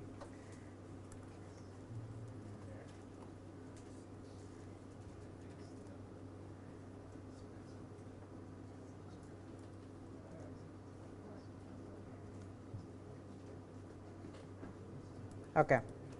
So I'm skipping one part which talks about ROC, AUC, which is another way of calculating the effectiveness of our model. I'm going to give you another slides for this since we do not have the time, but I want you to understand the next part, which is about examining the insights that our model gained, right? So we trained a naive-based model. Everybody remembers that, yes. Right? Many stones ago. And now somebody had a question that, right, when we create this matrix, we'll have a lot of columns. This one has 7, 4, 5, 6, and we just had like a very small subset of data, right? And if I was to print this is just numbers.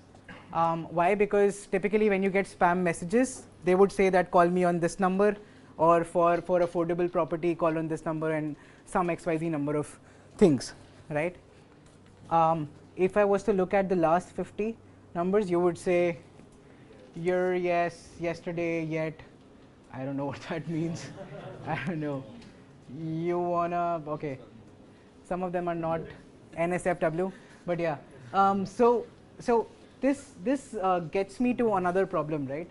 YER and YES are essentially the same thing, right?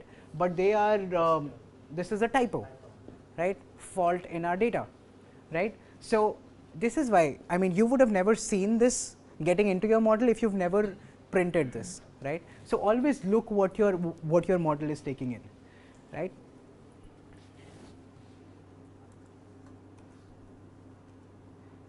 Okay.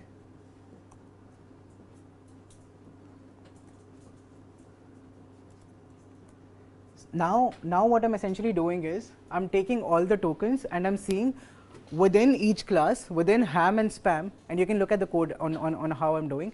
What I'm doing is essentially I'm taking both the ham and the spam class, and I'm looking at how many times or what's the propensity of each token coming in ham or spam. Does that make sense? So when I say propensity, I'm saying the probability of it coming there. So randomly, if I was to pick 5 elements out of it, if there's something called very, it's 64% ham. If it's nasty, or sorry, I believe this is the count, so I'm not too sure. Or if it's beloved, it's only come 1, but this is in ham. And in fact, let me run this again.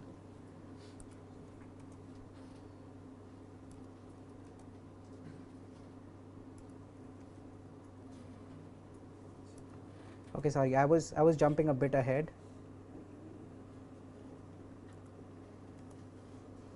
Yeah. So essentially, what I did till now was take the counts of a particular token coming in the ham class and in the spam class, right?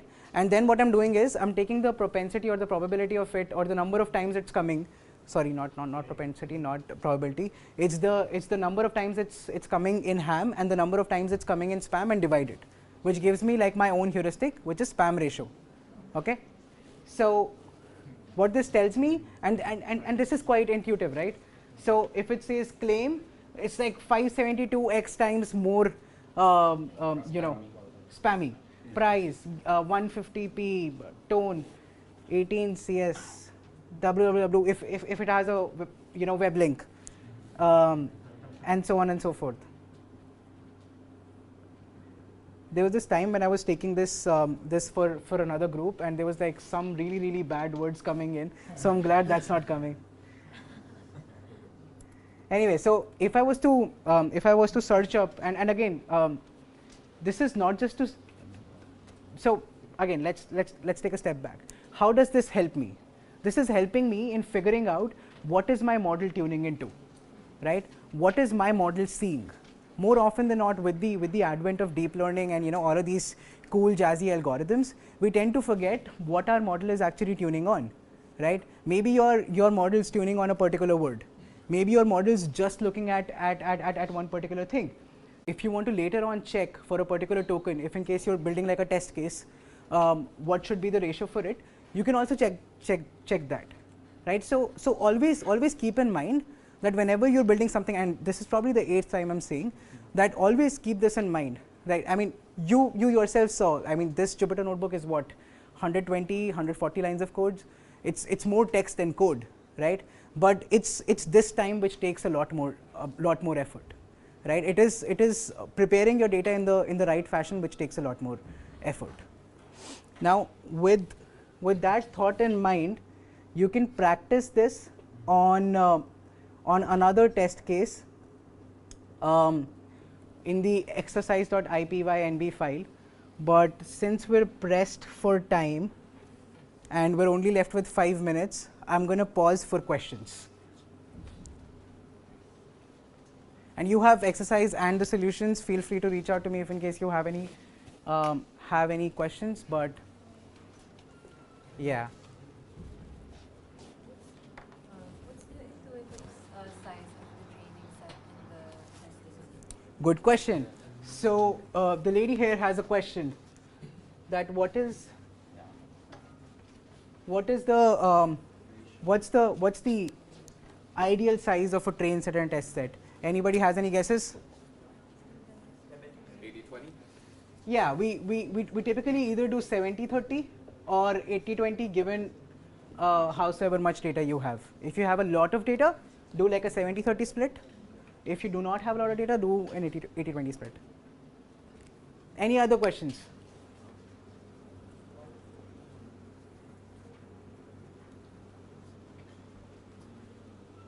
Using this approach, like up to how big a corpus before you go into like neural networks for effectivity? Okay, so what I covered today was just one thing, which was count vectorizer. Okay, there's another thing called TF-IDF vectorizer. Okay, and then there are other ways, for example, word embeddings, which the gentleman yesterday was talking about. So my question, I guess, is when is it more ideal to go for word embeddings versus count vectorizer? Okay, whenever you're looking for explainability in your model, rather more so when you're looking for explaining each and every results. Typically this happens in like healthcare industry, in financial industry. All of our models need to be explainable 100%. We use one of these two, and this is still the case no matter what level of complexity our neural net. A lot of words. Yeah, if in case it's that, run this on a Spark job, run this on like a Hadoop cluster. And if in case you're doing some sort of research, or if in case it's not a regulated industry like technology industry, media industry, marketing industry, do something like this. But the comparative like accuracies or the true positives and the true negatives, is there any difference? Yeah, so generally if you have very less data, you're better off using word embeddings. What do you mean very less data? Like very less data points. So if in case you just have say 100 text points or textual instances, then you're better off using word embeddings, because no amount of count vectorizer or TF-IDF vectorizer can understand the universe then. For you to give it context, you have to use word embeddings. Okay. Do you have any follow-up question? Was I able to answer your question? Cool. You mentioned that you were from Deloitte, right? And you dealt with mergers and acquisitions and all that. Yeah. Yeah. So if you want to look into the sentiment of, or you want to combine both ML and sentiment, like for example, you have a transaction word, business deal, and you want to see whether or not such deal would be beneficial to a company, because that's what your company does, and you kind of check whether or not it would be profitable for a firm. So do you trade? What the first question would be, what would your trading set be so that you would know which deals are okay? Are we much into discussion, which is the board presentations, minutes that say a deal is okay, whether or not, and then you get another data set or another corpus with information of a new company and say this deal is not so okay. Well, walk us through your right. how you think of this thing. Right. So this is and this is a very good question, right? And this is where I think I was mentioning to someone that machine learning in a nutshell is not about the code you write. It is about the business domain knowledge you have. It is about the intuition that you have, the math and stats knowledge that you have, and then the language information that you have, language being Python, right? So typically when we get a problem statement, and M&A is not just is just one of it, right? There are other, like for example marketing analytics, customer segmentation, and you know whatnot. Typically whenever you get a problem, you sit with your client stakeholder, right? You sit with them and you typically try to answer why do you need a machine learning solution in the first place, then what do they seek at the end of it. So say for example if they're looking to sort of predict whether a deal is worth it or not, right? So you chalk out whether it's worth or not. Okay, once you've got this, then you go ahead and go into a deeper discussion with them. What all data sources do you have? All right, you sit with them. Can we leverage social media data? Can we leverage PII data? I mean, with the advent of GDPR, it's become very difficult to get access to PII data. But otherwise, is there any other way to capture? Are there any Word docs? Are there any database server wherein you're keeping all the transactions? Are you looking at? Do you have their books? Do you have their audit books? Do you have the reconciliation books, and so on and so forth? Then you take that, you merge all of that data on one grain. When I say one grain, it should be all across one, either at a transaction level, either at a company level, or at a person level. Everything should be on one level. Then you go ahead and create, and again, all of this should map out to one of the classes, deal good or not, right? Once you've got all of that data, you start off with taking everything first, right? And then slowly and steadily you create those handcrafted features, right? Your aim should always be to reduce your data set to a more simpler subset. As and when you keep on doing that, you keep on increasing, you keep on pushing the bar ahead and making it like a more accurate model. And you know, in between add like bunch of more client interactions, because you've got to run this with your client again, and so on and so on, and this keeps on going. It's like an iterative process. So once you push the model out to production, 6 months down the line, they're going to come back to you and say, can we retrain our model given we've got 6 months worth of more data? Then you do the same thing again. Does that answer your question? All right, any other question, guys? All right then, thank you so much for being a lovely audience. Gonna catch you soon.